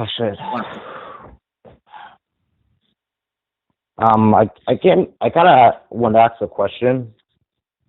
Mm-hmm. So what's your thoughts on Jordan Peterson? Jordan Peterson is, I think for like overall, I am not a fan. I think he says some things that make sense. He has some points that he does make, and I think those are good points. I think he, especially with the sort of starting small and working your way up. I just think that he doesn't really say much in certain instances when he's asked questions. He sort of just rambles on a lot of word salad and doesn't really give an answer. The biggest thing for me is the whole. Well, the devil's in the details. But we don't know. We just don't know. The information's not out there. He just waffles a lot, but he says it in such a way that it makes you think that he's saying something profound. But yeah, he has some Can points. you give an example? He's a what? I asked him, can you give me an example of a word salad? I agree that he tends to drag, a lot of shit out. I mean, I think he does that because he thinks everyone can understand what he was saying. And I mean, I don't personally. I used to like Peterson, but he just comes across as anymore. Meh. Yeah, I'm not a fan of Peterson. What Peterson does is this: he's a postmodernist. He actually, the thing with his philosophy is that it's really grounded in this esoteric meaning that he kind of puts in things that there is no correlation. Like I'm sure you're familiar with his belief that for some reason that if you close your eyes that you can see DNA, and so shamanists way back when, where they're on acid or something like that, or psilocybin or whatever they were taking, we discovered DNA, and they see two snakes coiling. That's DNA. That kind of stuff is just nonsense from the get-go. He also just refuses to answer a question directly. I think he does it for his audience. I don't. Do I believe in God? Question. Well, for example, no, I mean, like when Ozzy had asked him, well, what is your definition of an atheist as far as what do you think would be an atheist? And when he was talking to Matt Dillahunty, and he was talking about Dostoevsky's War and Peace, that an atheist would be somebody who's immoral, that goes around doing what they want because they have no moral grounding to justify right or wrong, which has nothing to do with being an atheist. Morality is a whole different ball game there. And so I think he knew he was being dishonest in that question. Or at least not answering it the way that it was intended to be asked, about why he thinks that what would make what is his idealistic thing of an atheist. An atheist has nothing to do with whether you're moral or not. There's atheists are moral, and there's atheists that are immoral, but they can certainly justify morality by ethics, by normative ethics theory. On women either, like with the whole makeup in the workplace thing. I thought that's very. I'm sorry, my bad. Wasn't War and Peace. That's it's a very bad point on his take. His whole crusade to sort of these comments about women shouldn't wear makeup in the workplace because it causes men to become, where they can't control themselves around them, sort of takes the blame away from the bad behavior of those men who need to grow the fuck up and not try to hump everything that walks in the door, and shifts it over to the woman for daring to wear makeup. How dare she? That to me is just stupid. Like, it's stupid to make an argument that women shouldn't be allowed to wear makeup. Attractive. How dare you be attractive? Yeah, right. Yeah, how dare you? I don't know much about that stuff. I don't really watch much of him. I watched his biblical lectures, a few of them, to help with my storytelling because I'm fucking awful at it. I don't really get into whatever he's doing like that. I did one time watch that debate with him and Sam Harris. I think Douglas Murray was there. I think Pearson actually won that because I think Sam's shtick was like he agreed with everything what Pearson said, but he just kept saying rigid is bad, and that was about it. By the way, Matt Dillahunty. That's okay. Matt Dillahunty is I think handled him better than anybody I've ever seen. If you go back and you watch him and Matt Dillahunty. Yeah. I don't really know much about that debate. I'm kind of iffy on it. There's a lot of things Pearson did understand, a lot of things Matt did understand, but I thought it was a pretty good debate. I think both of them did pretty well.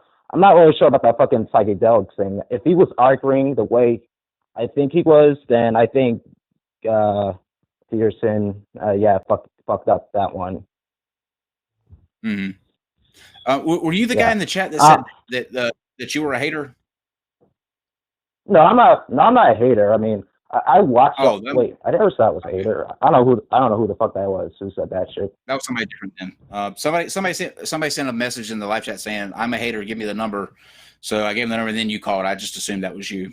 Okay. So there's still I mean, chance? nah, man. I don't hate your show. I mean, I watch it time to time. Damn it. I mean, I guess. I mean, I have certain things I would like to ask about. Sure. Oh, for I think I want to ask Steve maybe or you first. Okay. No. Kyle. So you're an anti-theist, right? Yeah. You label yourself that. I would like to know what your definition of an anti-theist is. Somebody for you that personally. sure, somebody that thinks that religion is harmful to society, that it has a net negative impact on society as a whole. That's kind of what I go by as well. Mine's a little more specific. I agree with that. Anti-theist is generally somebody who's against the concept or the belief of God and or religion because they think religion is detrimental to society, or that to me constitutes an anti-theist. I'm anti-theistic certain religions, right? More and more as time progresses. I mean, when I see some of these atrocities being committed, and that's perfectly fine. Why do you ask? Obviously. I mean, Why do you ask? I always worry about that, the anti-theist thing. I think I used to be one, but for some reason, for me, it came off as me just being the edgy teenager. No, well, that's a misconception. It's not edgy. The thing is, you don't have to be some asshole that goes around, condemning religions all the time. It's just somebody that, like, for me, because I think I can back up that belief that that religion is harmful by giving examples. What I do is just try to point those examples out in a way that it is not bitchy or edgy. Like, I don't want that title either. No, I don't want to be known as like some asshole who goes around and every time you're around somebody that's religion, you're just complaining about it and damning those who believe in religion. It doesn't have to be like that. I just think that you can put forth examples of how religion is harmful in certain instances, and it has been throughout all of history. Like, there's never been a point in history where that hasn't been the case, ever. Yeah, I think there's reasons. I see it justifiable why certain people are anti-theist. I know why Kyle's anti-theist based on his experience and his history. I think he has a justificatory reason for being anti-theist, and I think other people can be as well. I mean, but it's up to the individual. I'm not an anti-theist as a whole, just only just specific religions for obvious reasons. So I don't think there's anything edgy about that. I don't go around preaching to people don't be religious. I don't have a dog in that fight. I'm not idealistic, or I have an ideology or agenda to push, but I can understand why certain people do based on the history and the atrocities that have been committed in the name of religion. I absolutely get it. The debate's on. Yeah, I mean, I hate to cut it short, man, but we got the debate's on now that we're mirroring. But I'll go ahead and give you a chance to give a final thought out there. Oh yeah, I mean, I guess I would have asked one final question.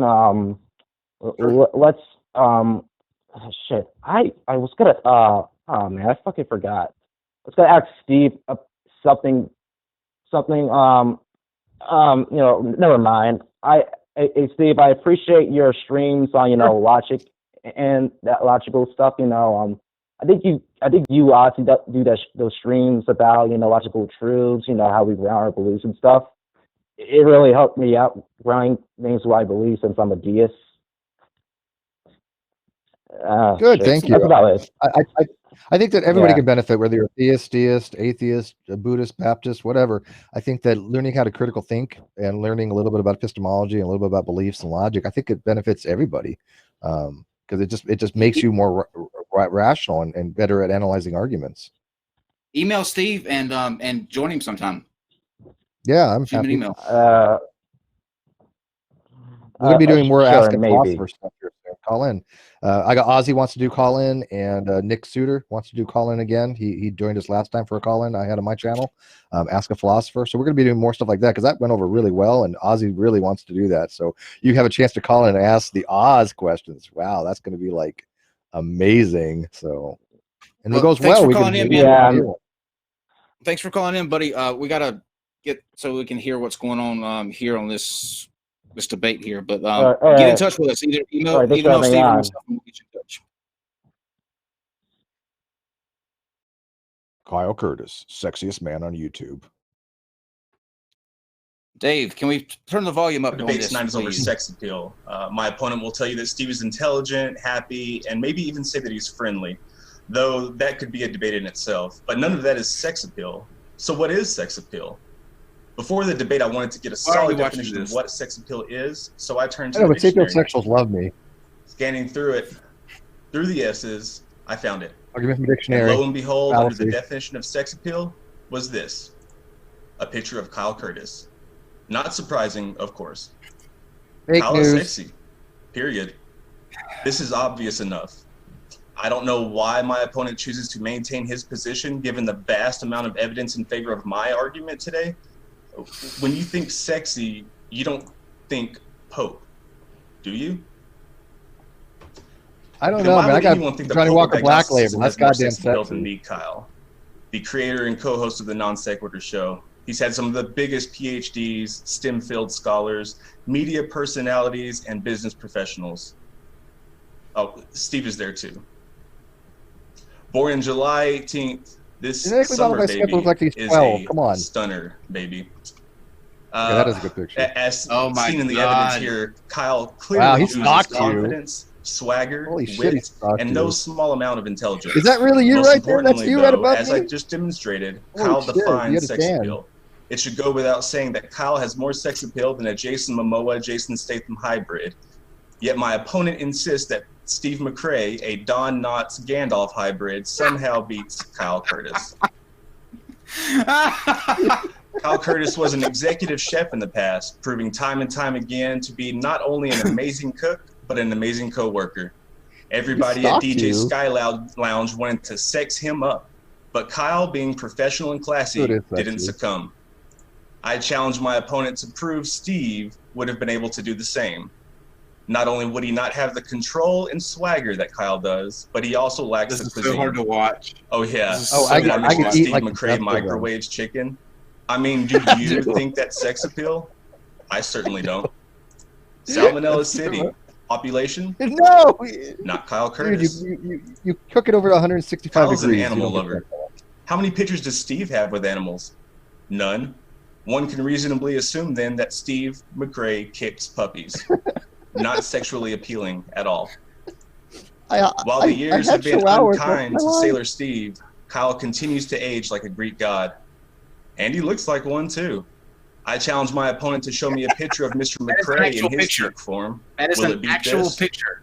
I think not.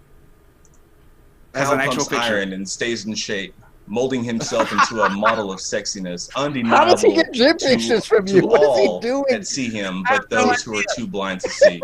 I have no Clearly, idea. and unfortunately, one of those people are my opponent. That's what I'm. Steve like, McRae's where physical did it peak come was in from? 1981, where he took third place in the Amateur Bodybuilders of America convention. I was in good shape in 81, actually. Kyle's a family man. I was full Here we champion. see the love shown for his mom, grandmother, and He other got a members picture of of his my family. grandpa. Steve, however, takes family photos with cardboard cutouts of DC comic characters. This is verifiable. Kyle loves Halloween. Nothing is sexier than that. I don't believe I have to expound upon this point. Kyle knows how to party, Has he been and he talking can to your fill a family? room with hottest honeys in North Carolina. Oh While my you wouldn't God. want anyone but him, Where did these sometimes pictures he's come just too from? tired. But that doesn't That is stop so him from gay, being an awesome Kyle. wingman. Were you gay back then, too? Probably the best. Ugh. To was a conclude, wild I night. purposely tried to find photos of Kyle looking ugly. Couldn't find one. Not a single one. I challenge my opponent to do the same. I'm willing to bet my opponent resorts to dishonest He doxed your tactics like grandma, by the way. Photoshop to back up his position. He I certainly suppose did we'll dox see. my grandpa. Poor Nana. If you're watching, Yeah, Kyle, poor Nana. in case you forgot to remind yourself this morning, your butt is perfect, your smile lights up the room, your mind is insanely cool, you are way more than enough, and you are doing an amazing job at live. This is the And with creepiest that, man crush I've ever turn seen in my time life. over to my opponent. Well, that was I think we perfect can, timing there, Jim. All right. Well, I see that this is getting off to a James, you better make it controversial this start good if already. you're in my corner. James, My God. are you My prepared? God, Jim. My Yes, God. I am. I am very So excited embarrassed. for this debate. Once, Jim, if you were able to minimize from full screen, or hold on one second. Yeah, if you're able to minimize from full screen, I will pull up my own PowerPoint. This is something I never thought I'd ever see happen on No YouTube. problem. That's okay. So, starting the clock now. First, I want to say thank you very much for having me. It's been a while since I've been able to debate. And thanks for the collaboration with the Non-Sequitur Show, as I have been a huge fan of their debates for a long time. And here at Modern Day Debate, we have got to say, I at least have a bias. And my bias is for the sexiest man on YouTube. So let me just pull up my PowerPoint really quick. Channing This Tatum is on basically YouTube. So that is fake news, my sir. presentation with regards to why Steve is in fact the sexiest man on YouTube. Oh my God. So You my can't unsee title that. is called Steve McSexy, the man can't with unsee the that. most sex appeal. And with that, I want to introduce This needs to come with a all warning of you label. to my overview for my presentation. Main reasons why Steve has the most sex appeal. 1, Steve is the ultimate alpha. 2, Dear Steve God. is the ultimate Chad. 3, Steve McRae The ultimate does alpha. not pay for sex. Sex pays for Steve McRae. This And is 4, true. Steve No McRae pay for doesn't try sex. to be sexy. Sexy tries to be Steve McRae. So, leading off, Oh, boy. you might be thinking I'm talking about Stephen McRae, the Australian ballet dancer. But you are wrong. I'm talking about the host of the Non-Sequitur Show and the great debate community. The man that has women chasing after him 24/7. He's been known as the Prince of Logic Guard, depicted as people like Thor, Iron Man, and Gandalf. He's also known as the Fabio of philosophy. So when you see Steve on the streets, you can know that Fabio lives on through Steve in philosophy. Steve is the only man who's ever been able to make a Civil War general costume look sexy. That is true. As Steve. I gotta agree with And that the one. only man whose mullet has ever rivaled the mullet of Uncle Jesse from Full House. He went to my school. That's Steve. John Stamos went to my. He went to the same high school as me. I shit you not. His sister Wendy did too. They're from my Steve, hometown. Number 2 is the ultimate Chad. And this is the second most important Sorry. reason John Stamos why went to my high school. Steve is the most sexy man on YouTube. For instance, this is just a little story. And Chads are a bad thing. to support my case. One time a man claimed that he lost to Steve in 2 debates. But obviously we knew it was a lie Lies because never happen. nobody Yeah. survives their first debate with Steve. Oh God. Steve Oh, is a tsunami of swagger, also known as the Sultan of Swag. Known for being able to lift a chair with one hand while he's sitting in it. Not only that, but over 10 times, People Magazine's sexiest man of the year, Steve McRae, continues to sizzle. Can I ask And God this would question? add, Why is this not happening only right that, now? But if you've seen Don't know what's Steve's going on. logical proofs Why on is Steve behalf in a of debate? atheism as meaning the denial of theism, you'd be blown away. That's because he's the bad argument devouring tornado of sex appeal. Oh, for fuck's And sake. the bad boy of YouTube, I love where James. Steve's personal debate philosophy is clothing optional. Goddamn right. But So what that's do you? my opening what do you statement mean for when you say why clothes? Steve, in How do fact, you define is clothes? the And sexiest how do you define man optional? on YouTube. That's important here. Thank you. From the waist down, it certainly is. All right, well, welcome back to Modern Day Debate. I'm already getting a little Speechless. hot under the collar here, but I'm Ocean's ready getting for worked some up. 5-minute rebuttals. Why? So, Why are you Jim, getting hot under the collar? do you have a rebuttal for that strong opening statement from James? Yeah. I don't get what's happening right now. start? I don't get it. Starting. I don't get it. Okay. Yeah. So I mean, my opponent made a lot of claims. A lot of claims that I really would have to see evidence for. And a lot of these Oh, I got claims, the evidence right here. He I got the doesn't. evidence. He's kind of taking them out of context. For example, when he says that women chase Steve, that only happens in 2 cases. One, they're trying to get their purse back from him, And two, you could say, I guess, that women chase Steve if you think that the ones that are running from him eventually, as they're going around the earth a little bit faster than he is, because he is so out of shape that they would eventually catch up to him. So yes, I guess you would say that women do chase Steve. And my opponent uses circular logic, using saying things like Steve doesn't try to be sexy. Sexy tries to be Steve. If sexy tries to be Steve, then what is sexy? I would ask my opponent to respond with his standards of sexiness and what sexiness is. And Sexy again, a bunch of baseless undefinable. claims like being able We're to defining lift what is the a sexy? chair with one hand while he's sitting in it We're gonna have defies to call Justin Timberlake to have him bring it back logic. again. I mean, it defies This is why sexy physics. keeps going. So I mean, that's a very, very extravagant claim. Sometimes I wish I was Felicia. No verifiable evidence at all, and he She's always compares go back to Steve Flatter. to the Civil War general Back to Ulysses Flatter. S. Grant. And while yes, he appears to be a good guy, we cannot forget that his father-in-law did in fact give him a slave. How much time do I have left? You got like 3 minutes. What does that mean? 3 minutes. You have way too much time. I Usually, mean, there's Grant, just so much wrong with that. father I mean, gave him a slave, I guess. there was no evidence of Steve being able to cook, being around people, about friends Steve or can't anything cook. like that. In fact, I had a hard I've asked time for cooking finding tips from pictures Kyle. of I've actually made alone dishes. because he is such a good person. People want to be around him. So even when he's taking selfies, he's taking pictures of other people. It's really true. quite an amazing thing. They photobomb So me. I don't want anybody in my there's a photos. lot for my opponent to respond to. My So I guess grandma I'll give him my photobomb. remaining minute, and I can add it to his time if he needs it. With that, I surrender the rest of my time. Thank you. Cool. So, James, If are you ready William, for if your it does rebuttal? come down to dick size, I'm out. All right, starting the timer now. Thank you I lose. very much. So I've got a lot of points to lay on Jimmy Majors. First is true. Kyle does have styled hair. Kyle dresses well. But did you ever notice Kyle appears to dress especially well when Steve is wearing his sexy Christmas sweater. By that I I love that mean it sweater. looks like Kyle is clearly trying to compensate. I'm sorry.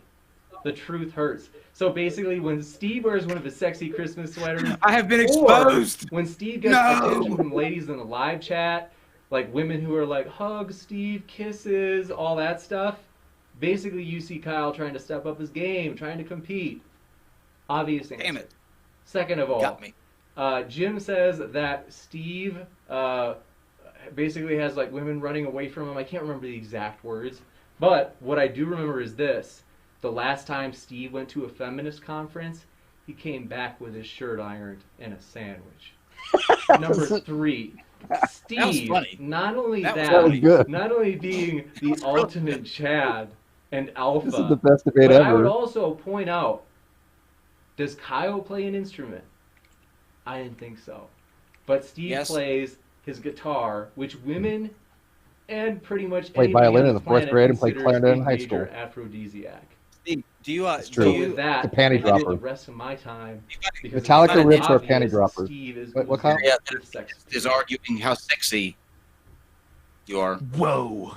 All right, Yeah, so well, let's I'm get telling you, into man, play the a few riffs, man. cross-examinations. It's all in the finger. And I think that we Guitarists can handle have this with great just kind of fingers. doing a little bit That's of why back women love and it. forth. So what I'm going to do is I'm going to toss it to Jim. Go ahead and start popping off some questions to our dear I have it friend recorded James. too, Jim? by the way. From the live Sure. chat. I have it recorded. James, do you have any evidence for your claims of things like Steve defining sexy? I mean, I guess my question to you would be, what do you define sex appeal as? Like, To what are be your fair, standards? Jim, I didn't find either. If this is It was some sort here of long youth before or me. pro dilemma ploy, Jim, I'm charmed that you're going that direction. But the obvious answer is Steve's essence holds sexiness itself. It's you could say synonymous with it. That sounds. Well, what do you mean by his essence?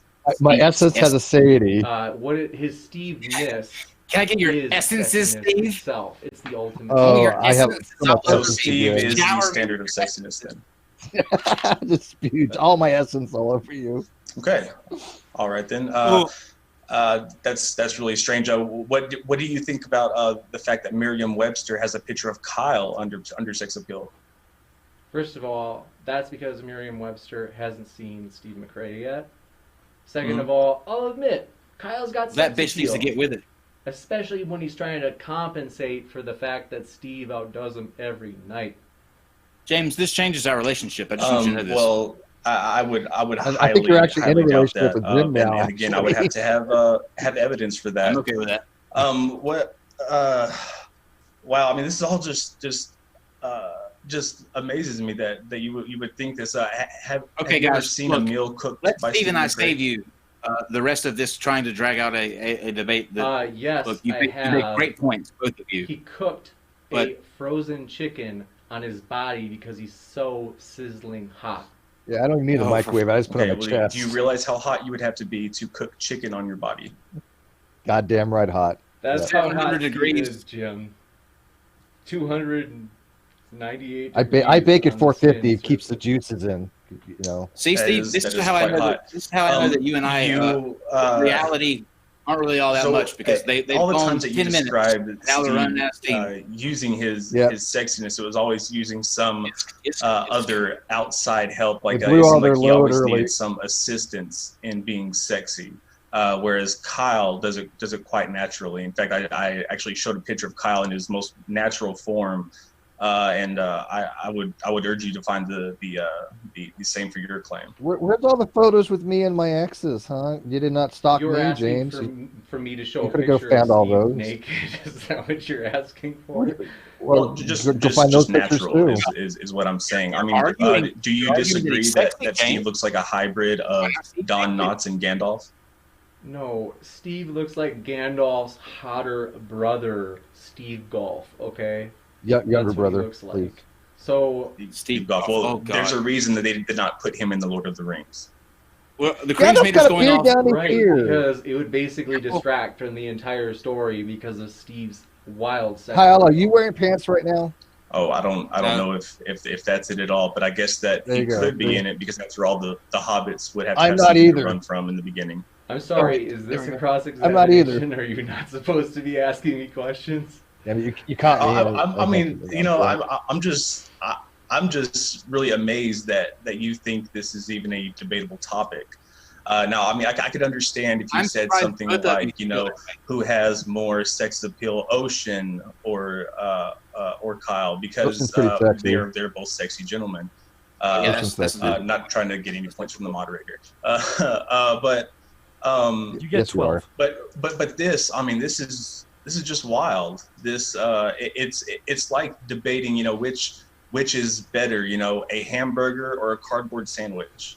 It's just Oh, God damn, it's Steve. crazy to me. He Cold-blooded. just And called me a I really honestly called me a thought you were cardboard logical person, sandwich. James. So I mean, Yeah, I am yeah. fair, he disappointed, just to be called you a honest. burger. I mean, First of all, if That's not you're much of trying an to say improvement, that but it's Kyle better. is Ooh, I think of a better basically example. the equivalent of a hamburger, and Steve is a cardboard I'm a Big sandwich, Mac.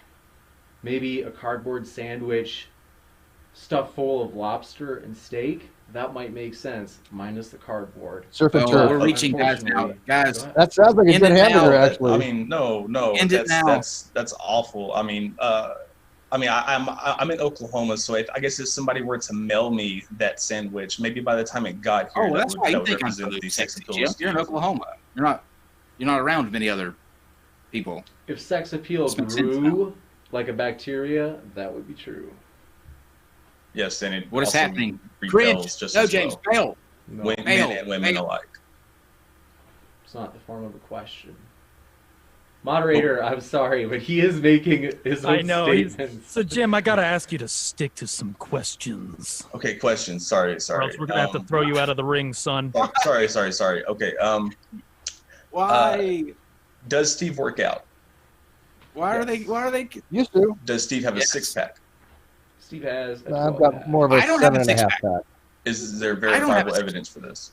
I don't have the picture right now. He didn't stalk me. I have a but given picture out there. That photo. I will I do. verify that I have seen some What picture is pictures of Steve with a I do phone. not have Good six pack. shape. The photo that everybody saw of Kyle I- naked in his bed I definitely Jim don't has think been I'm in bad accusing me shape for of my age. photoshopping. I don't. Jim photoshopped Kyle's head on top of Steve's head. That was Steve. I absolutely did We not. know That this. that was taken in a candid situation that I do not need to reveal on air. Yeah, what were you doing with Jim, Kyle, to get that? That But photo? anyways, they're my questions. All right, and you want to with ask that that, in your question time? That's that will be our time. So now I'm going to be switching it over.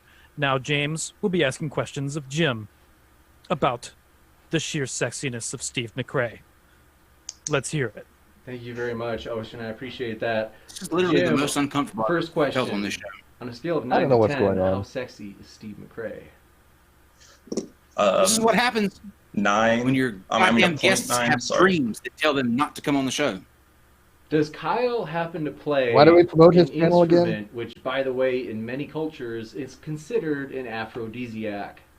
Yes, he is quite talented on the skin flute. That's true. Amen. Does Kyle Amen. have any sort of movie characters he resembles, such as Gandalf, Thor, or Iron Man? No, he actually has some.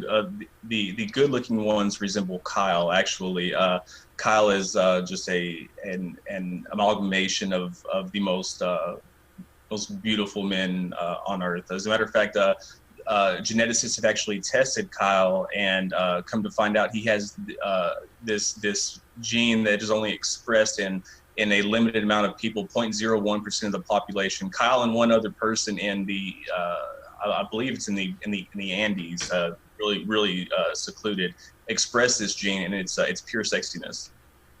Do you think sexiness is something that can be learned? No, it cannot be learned. It is something that is evolved and expressed. Just like I said, it's a genetic expression. Do you think that a person born with sexiness, such as Kyle, do you think that sex appeal grows over time, on average? No, I do not. I believe that it is expressed at the same amount from the time that you are born until the time that you die. In fact, if you look at, did you see where they found in the history, gene? when you look at people who are born with the sexiness gene, they are beautiful babies and they're beautiful people. If you look at Steve's baby picture, Steve was an ugly baby, and while some ugly babies do I was grow up gorgeous. to be beautiful, My babysitter from when I was like 4 sent me a picture just recently. I was adorable. Go look at my Facebook page. I just posted it a while As a back. general rule, is I it was not true cold-blooded. that There's no such thing as babies ugly with their baby. Jim just disproportionately huge got heads deep right there. and eyes look like aliens? I was not an ugly baby. Go look. Yes, Steve did look like an alien as a baby. Lies. This Kyle is looked fake like news. an I was alien as a freaking baby. adorable. That's my If by babysitter. alien you mean a god not of this world, then absolutely. Is this There's like 2 or 3 of my okay, babysitters on my Facebook and page that know do me you from mean the a god 70s. out of this world as in Yeah. a monster from Mars? No, absolutely not. I mean a divine being that perhaps were made in his image, and I'm it gonna is rage just so Yes, magnificent I'm rage to see I that think we we cannot both look on it rage with our human eyes. If Let's both Kyle rage I think is Trump's as much of a speechwriters is Chad writing for as Jim Steve now. is, why is he not Pope of anything? That's the thing, though. He is not a Chad. Chad tries to be Steve, and Chad is one of those people who were born as an ugly baby and became a beautiful Yeah, why aren't you a human, Pope but of they do not anything? You're express more like a deacon or something. the sexiness Deacon a gene. dick. I think, given how bad that answer was, I will yield the rest of my cross-examination. Yeah, give it to Jim. He needs it for his argument. Give your time. Fair enough. James. Fair enough. Now we shall move on to the closing statements on this Oh, debate thank that's God. got me a little bit bothered. Yeah, so, let it be over. right now Ocean's we're going to getting move on excited. to Jim. Jim, are you ready for your closing statement in defense Yes, I of am. the illustrious Kyle Curtis? Yes. All right. I am starting the timer now. Okay, again, I just want to point out that my opponent did not back up any of the claims that he made. He just said that he could provide verifiable evidence for these things that violate the laws of physics. Now, I would be very interested to see him defend those. And I mean, saying things like Steve has a 12-pack, and Ocean, I know that you've seen it as well, but it's perhaps that Steve has modifications to his body that were made sometime after he was born, because in order to express the sexiness gene, you do have to be a human. You do have to be biologically symmetrical and perfect, which Kyle Curtis is. Biologically While yes, symmetrical. a 12-pack is possibly symmetrical, it is not biologically pure, and Fake news. therefore, You're not pure. that is Look at evidence this. to me that Steve What a obviously has supremacist, some man. modification You're not going pure on enough there, for him. like his hair and his beard. I've seen pictures of him from when he was younger, and he had zero facial hair, zero gray hair. So I mean, it's clear that Steve, everything that you find sexy about Steve is just is after the fact. And I would challenge you to test him, take him to a geneticist, and have him tested. Have him DNA tested for the sexiness gene and see if he expresses it. And I will guarantee that he does not. Again, because I have seen his baby pictures. In conclusion, I honestly think this is just a cut and dry debate. I don't think that there's really any argument here. And I'm looking forward to the Q&A session. And with that, I surrender the rest of the time. Wait, there's Q&A. All right, so now we shall move on to James. James, you ready for your closing statement? I am. All right, I am starting the timer now. Thank you. And with that, I like Kyle a lot. We've got a good relationship. He's my boy. Fuck you, but James. Here's the problem. I Yeah, didn't you want guys to are bring this done. up, Jim, but I'm going to have to bring it up. Kyle, terrific moderator. Steve, terrific moderator. Both very alpha in that way. But Steve, epic debater. Kyle, rarely debates. Maybe he's good, but Steve is very alpha, very Chad-like, in that Steve cannot get enough of those debates. So, one thing to consider is Steve constantly in the mood for those debates where his philosophy is clothing optional. Second Steve, of all, have you been doing debates I've behind my already back? mentioned the fact that Steve Not really. has been depicted as Gandalf, as well as Thor, as well as Iron Man. Again, Kyle, not depicted as any of those heroes. You never named any. Last, and certainly not least, Steve is such a Chad that Steve's tears cure cancer. But too bad he's never cried. So with that, I want to yield the rest of my time to the James, Q&A you never ended with Chuck Norris. because I'm sick of beating up. Oh, on you just lost there, James. Thank You you just very lost there. All right, so with that, we're going to move on to the Q&A, and I have a long list of questions, and this has been interesting. I to say still the don't have any least, and I'm questions. I gonna have to no questions. I have change none. after this. So, Darth Calculus has a question for both sides. Which would you marry, and which would you date? Is this like a murder, Start fuck, with you, kill Jim. thing? We know the answer to I this. would marry Kyle, of course, and I would take Steve on a date in the woods and come back alone. James? I'm the kill. Dude, I'm the kill. That's just because he I annoys think you with it's his very definition. obvious. You can go on a date with you can go on a date with Kyle. It'll probably be a good time. Kyle's a charmer, no doubt about it. He's a smart guy. He's a bold guy. But when it comes to the person that you're going to want to roll over, and this is theoretically, this is not me personally, I'm just Where's saying this going? on objective Where's this ground. going? Come on, James, give it to me. If you want Give it to to me. wake up one day 50 years from now and roll over and see somebody lying next to you, You naughty Christian. you want to be You Stephen naughty Ray. Christian. What? You know it. I know it. Everybody knows it. I'm more of a long haul kind of guy. not gonna Long like term. this. There you go. So that question was God from is Darth not gonna Calculus. like this, And this James. another one from Darth Calculus is question for James. Please defend Steve's facial hair choices. Absolutely. In fact, Steve's facial hair choices are not his weakness, they're his strength.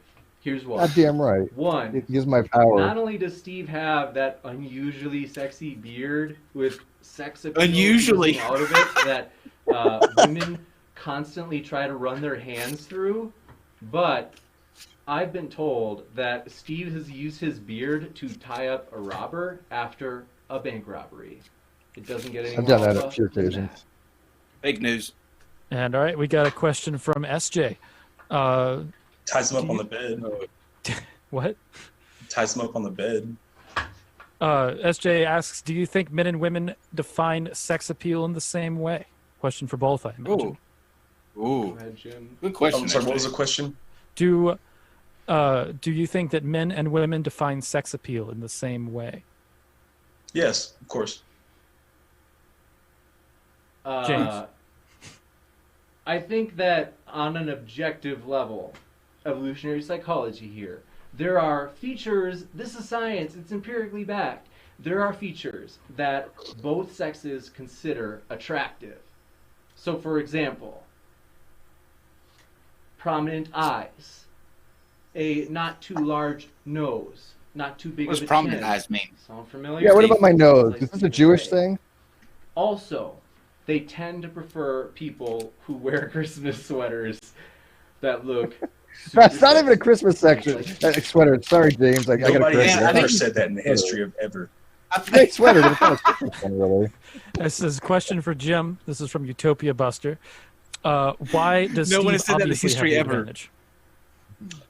Steve, the only arena that Steve has an advantage in is the arena of philosophy. And if you look at philosophers historically, you won't see any pictures of them, but rather carvings of rocks, because that's not only their skin complexion, but about as generous as you can be. Question for both. You need to work How on my many tan. I'm gonna ladies be does doing each that guy this summer. attract? James? Oh, there you go. I mean, what? I think when it comes to Kyle, was the like question? I said, guy's bold. The guy is intelligent. I'll give him What was a the lot. question? Like Attracts more maybe women. in the hundreds. Oh, It's possible. I mean, we're not talking like Jimmy Majors, like in the single Sorry, I gotta digits. win. We're giving him I'll some win that one. cred. So Kyle will maybe be in the hundreds. You're right. Compared to Kyle, I am in the single digits. But when it comes to Steve, not only does Steve trump Jimmy Majors, which is obvious, but he also trumps Kyle, namely 6-digit figures. In other words, Yes, but that is 5 of those digits are after a decimal. no, not burn. at all. In fact, Oh, I've no, you're already right. shown You're it. right. You're right. I'm sorry. All 6 are. Listen, I hate to do this to you, Jim. I know it's really unfair, but I've already shown this, and everybody really enjoyed it. Because basically, I don't know if I told anybody the context of this picture, what I introduced Steve, but the important thing here is if you look at this picture, this is just an average day for Steve walking to his studio to start the Non-Sequitur show. Yeah, This it is wasn't pretty like, rough. oh, I it was mean, I the need summer where there security. are a lot of people getting married. This is just Steve leaving his house every day. So we're It's a talking challenge. about You guys don't know. You guys don't even know, man. All right, so Jim, how many ladies does each guy attract from your perspective? Well, I mean, first of all, okay, this is Steve who has a real problem. He has a serious problem. In fact, one of his favorite things to do is crash weddings. And what he's not showing here is the context in which it was actually many women who were chasing him. And they were chasing him because he was trying to ruin their wedding. And that's just something that he likes to do. So that's the only common denominator there. If you notice, everybody is a bride. There is nobody there who's not wearing a wedding dress. So that's what happened. All right, so we have a question. Is there an ontological nature to this sexiness that is the ontological nature? And sorry, Brian Stevens. Is there an ontological nature to the sexiness? This is is why, that ontological nature why- Steve McRae or Kyle? this is what's fucked up. No, you can't have a debate There's no when you're involved ontological source. Like I about said, even it's sexiness without genetic. going You to have this it or you don't, and ontological, it's testable. epistemological. And I mean, we can Yeah, psychology, solve man. that debate. I can provide evidence that Kyle expresses the sexiness, yeah. and I urge my opponent to get the same test done on his Steve. James? I do have an answer. 2 things to consider. 1, I've already given an answer, and I'll stay consistent. Steve is Jim, the we're ontological beating basis for James. sexiness, for its essence of sex appeal. And you might say, oh, wait, is ontological, you're going to root it in Steve, a man who... I'm ontological, at I'm one point, metaphysical, I'm epistemological. let's say back in the year 1900, I'm theoretically, existential. Steve didn't exist.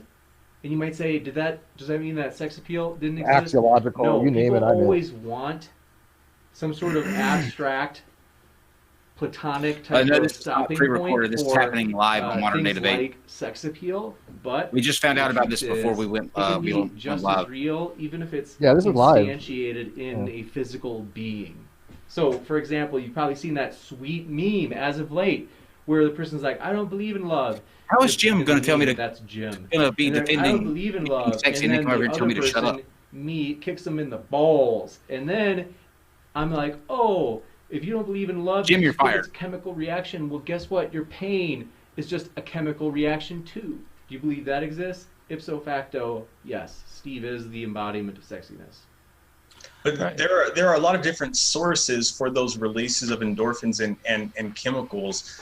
Some of them are similar to the chemicals released as a result of the sexiness gene being expressed. But there are other qualities that are also expressed that aren't anywhere near the same. So I mean, you're not really providing all the evidence there. You're not providing it in its full context. Oh, but he is. We don't have a lot of time left, so I'm going to just All right. let Jim's Oh, thank stupid God. comment pass for now. All right. So we have another one from Darth Calculus. Question for Jim. Would you accept the nomination for runner-up in sex appeal? I mean, yeah, I would be certainly humbled to be considered second to Kyle, but I suppose I would, yeah. And another one from S.J. Thomason. Do women care about the physical as much as men do, or are they more focused on competence, intelligence, and power? James? I would love to answer that. First, None. sounds Money. like she's maybe referring to Money. Jordan Peterson, that women do indeed like competence. And I know that all you JP, Jordan Peterson haters out there hate hearing it. But it's true, and it's what makes Steve so sexy. He can do it all. He debates, he hosts, he plays the guitar. He used to have a sweet mullet in 1985. Steve is competent, and that's exactly what women want. A sweet mullet is a check in the pro box. All right. Wow, just the mullet. fact that some of the only evidence that you have is a mullet is very telling. Ah, thank you, Jim. My mullet was based on to Darth upon Calculus. Jesse Question from for both.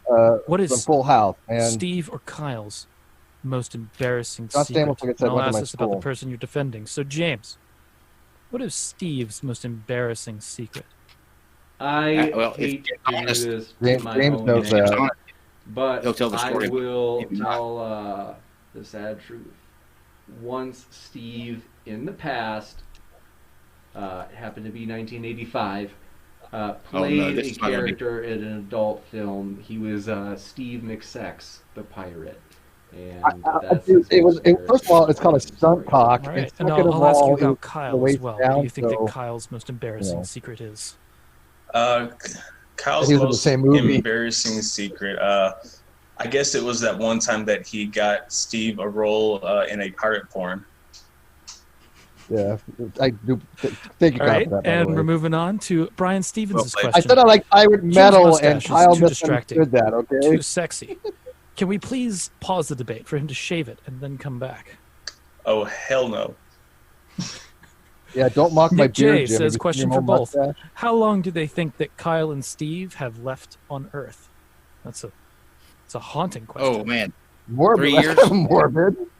I'm sorry, who was that? Yeah, I'm it's pushing for 50, both. so I don't want to think about that. I guess we'll 3 have years.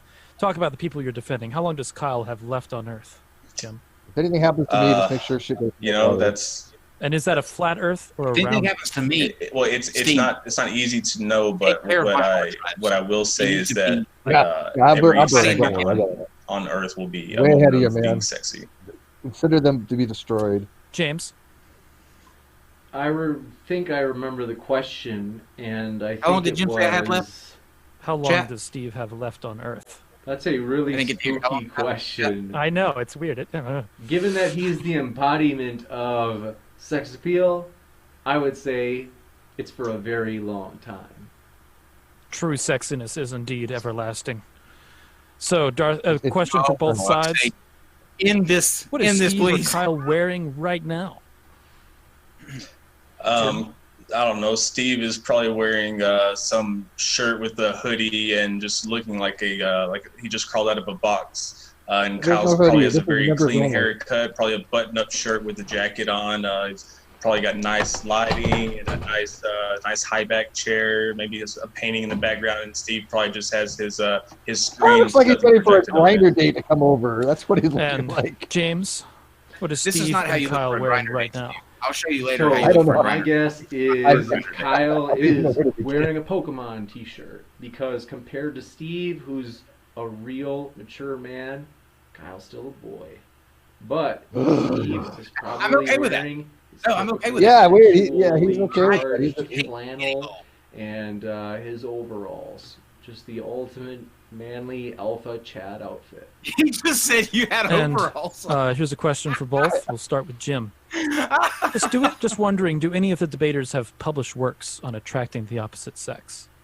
I don't know if he's looking for man. advice or looking for credentials, but I'm sorry, what was that again? do either of the debaters have published works on attracting the opposite sex? I may need No, to. I certainly do not.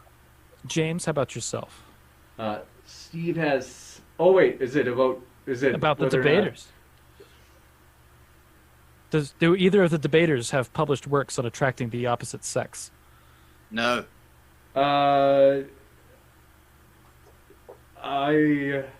Sounds like you might have a secret publication, James. It's no longer on Amazon Kindle. It is Okay. now gone. This is I'm wondering if literally somebody going actually on knew about that. 18. But it wasn't solely. Yeah. It wasn't actually die, just people, about let it die. attracting the opposite sex. It was other stuff. I did not know this is a thing. I'll send you a copy. Excellent. Okay, we're going to start reading super chats while they. Question for James. Would Yeah. Steve be Dave, sexier let's turn it as an down just atheist? a little bit.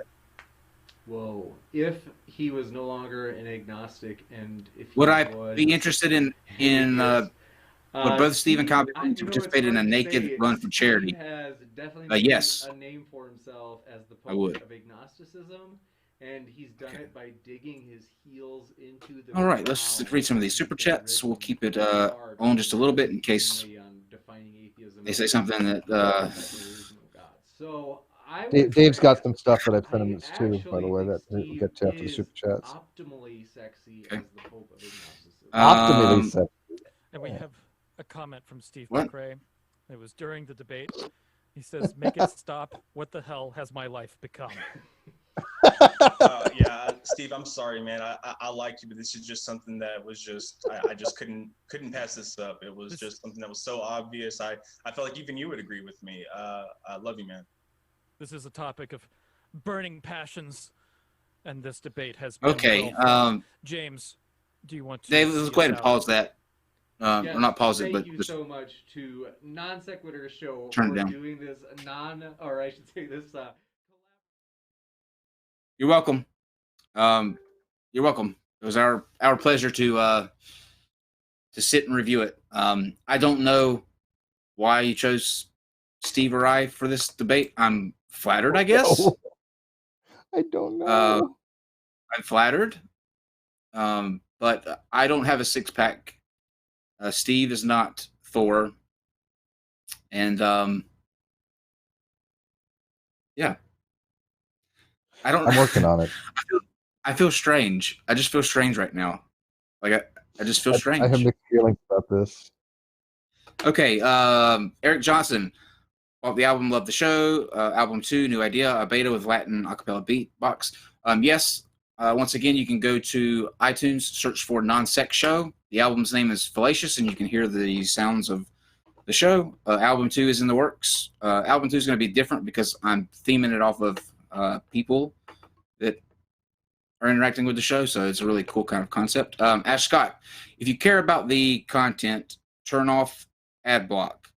Let the ad play. Creators aren't allowed to say that, but I'm not a creator. From the creator. Oh, thank you, Ash. We love you. Eric Johnson, song next album, Zen of the Reclining Manatee. Yeah, that's good. I might actually do that. I'm actually going to do that. A risk, a mix of whale sounds and music for those wishing to clear their mind of all non-essential thought. Ooh, Eric Johnson burning them. Kuyasa, is it just me, or are there others who think Daniel Pratt sounds exactly like Brett King? Wow, Brett King made it twice into the super chats. Thank you, sir, for your super chats. Fight the Flat Earth. Red scared off all the first, none left for me. This is true.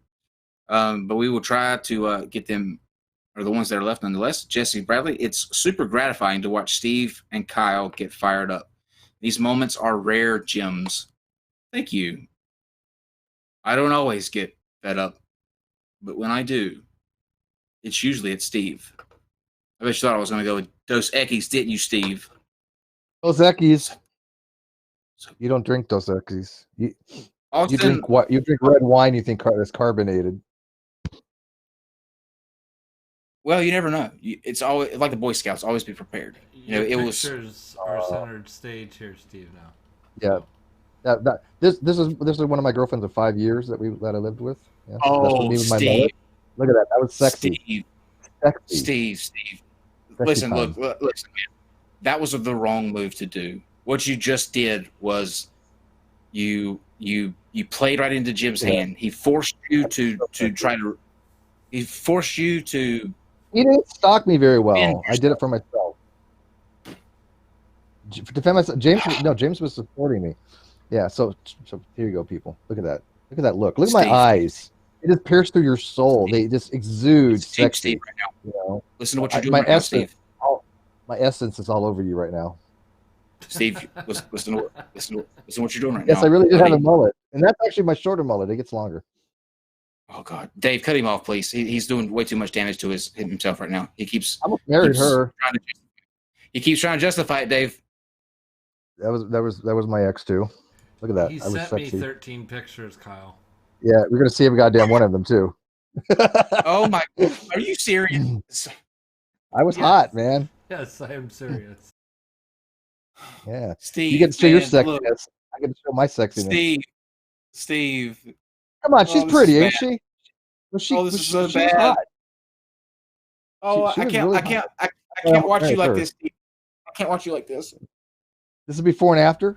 I've been working out. This is only like 2 months ago. I'm in shape. Look at that. Lost like 20 pounds, and yeah. Can't say that I'm not in bad shape. And of course, went out with Brittany here a few times. Brittany Simon, love her. She's great. Chick magnet. She does me. Oh, look at that. Look at that. How sexy I am in denim, people. In denim. I mean, come on. This was the 90s, man, with a Mazda RX-7. Yeah. Rotary engine. This was, I never dated her. I went out with dates on her, but that wasn't a girlfriend. It just, I liked her, but it never was meant to be. Me, pimp. This was my pimp squad that they called them. Of course, me and the guitar. Poor Kyle, he's losing it. He's not going to make it through this episode. He's going to fade to black here any second. I have a feeling. Look at that. I look good in denim. You Is let he? Jim get to you. I met her on a dating site. I met her on Plating a Fish, and we went out for quite some time and hooked up many times. She doesn't live that far from me, actually. That was Izzy. But I broke things off with her. This was my girlfriend for 2 years. Yeah. Oh my God. She lived with me. You literally sent a photo album. Hey man, if we're gonna go sexiness, man, back in the day, I could run run for money. This was another one that I dated. You let Jim get with you. Steve, I tried to stop you from this. I tried to These are my nieces. Somebody says these are my nieces. Oh no, she was definitely not a niece. Yeah, you played right into Jim's hand, Steve. This is so not like you. I love this. This is like memory lane. Oh God. She was hot too, by the way.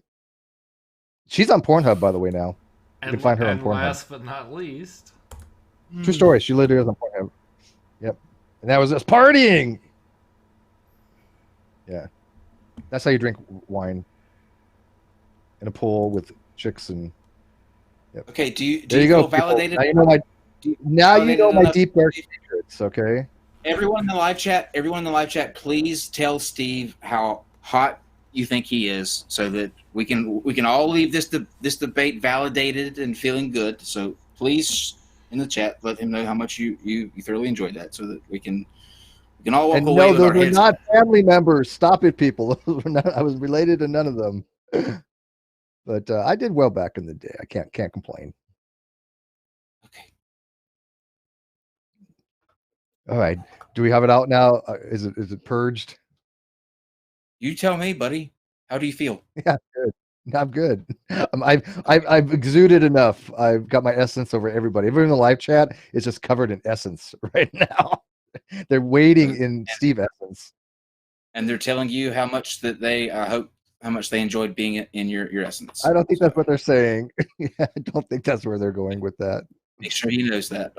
Okay, Austin Blanton, thanks for letting me call in, guys.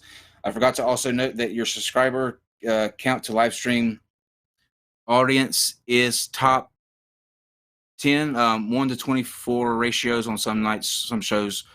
We are a family. Let me know the Cali trip dates, and I'll drive down. Okay, we're thinking about sometime in August. We'll make sure that that's gonna be perfect. definitely let everybody knows when that happens. And Kyle, Rasa, can I take say my something real money. quick? Can I say something real quick? Are you sure Yes, you want all to? those women. Yeah, all those women. Yes, they are still all alive. Just I want to get that on video. They're all still living. Okay, just in place. There's any questions or anything. Steve, buddy. No, nobody here questions that you got some Just women back. just in case it comes up. You let Jim get in your head. You let Jim get in your head. Nobody questioned that you. Oh, James and Jim, I'm gonna have to deal with a neurotic Steve for a week now. Thank you. I'm gonna have to relive every story of him going out. I was pretty confident back then in those days. Hey. You're Okay. hot. Says take my money. Okay. Thank you. Doyle. Doily88 says Steve versus Kyle. 3, 2, 1, fight. Oh, however could I go up against what we just saw in those pictures? I am just a lonely boy. I could never take it to a man like Steve McCrae. Doyle88. Why are you talking like William Shatner? Just being authentic. I thought that's how you do it. Okay. That's how it's done. Okay. Let me make sure that's the last one. Okay. That's the last one. Okay. Well, once again, I'd like to thank Jim and James for fucking up my week, and and what you've done to Steve. It's gonna be a bad week. Why couldn't that guy just had a normal night's sleep and not had a fucking dream?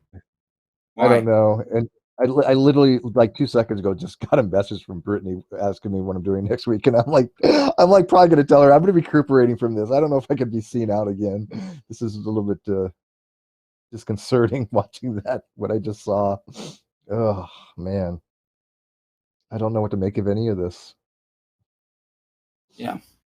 Tomorrow we have a very cool show for you guys. We have an archaeologist that is actually involved and on site at Göbekli Tepe. We will be diving into all things Göbekli Tepe. For those of you who don't know, Göbekli Tepe is to date the oldest ruins of a civilization that we have. We're going to dive into all the details about that tomorrow. And also, tomorrow is round 1 of Oren and Raw Matt. There was some developments this past weekend where actually Standing for Truth and Raw Matt made a total of like 9 videos towards us and Oren. So we're not even going to get probably to example one of things that disprove evolution, because Aaron caught wind of Raw Matt's video towards him, and Aaron wants to set the record straight on that firsthand. So tomorrow will be round one between Raw Matt and Aaron Ra. That tomorrow will be at 9 o'clock following the show about Göbekli Tepe, so you can just stay on through with us. We will be doing Aaron and Raw Matt going through the 100 proofs that disprove evolution on Tuesdays, except for when Aaron's traveling. So Aaron will be with us regularly now, and we look forward to that. So without further ado, I'm going to go do something. Probably eat cereal. I do have one question. Have we confirmed that there is not a movie called Göbekli Tepe? Or a book? Nice. Yeah. Nice. Yeah. No, there's not. That was funny, though. That was good. Very nice, Dave. Nice way to end. And if there is, and I don't know about it, then we'll see you in 3 weeks.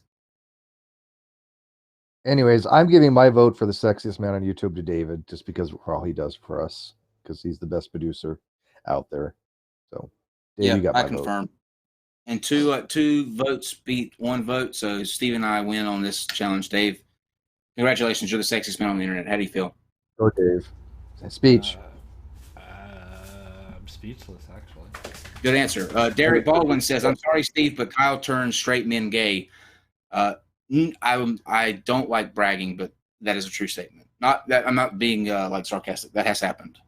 Now, follow up.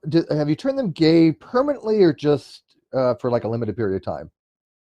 Oh, I don't think that I could say that I've turned them gay permanently. There have been there have been two that are gay now. I'm not saying that's because of me, but I don't. It's not so much that I have that much sex appeal as guys just really like blowjobs. So, I don't think it has anything to do with my. I will admit that I did have a guy that tried once that wanted to. It was a long story. I was hooking up with his wife, and I'm not going to get into the details. But I found out that he was actually into me, and I was like, no, not going to happen. But he definitely wanted to. But so no, I don't think it's the same thing. I just couldn't even imagine myself. I don't. I understand it's probably, if you're receiving, it probably wouldn't be noticeable for a difference, but I think it's a psychological thing for the most part. I just couldn't. I would need too much therapy. Take us out, Dave. I can't take anymore. Take us out. Get us out of here. I'm out now. His wife was hot though. Steve, nope. That's it. That's where I draw the line. Good night. April Fool's Day.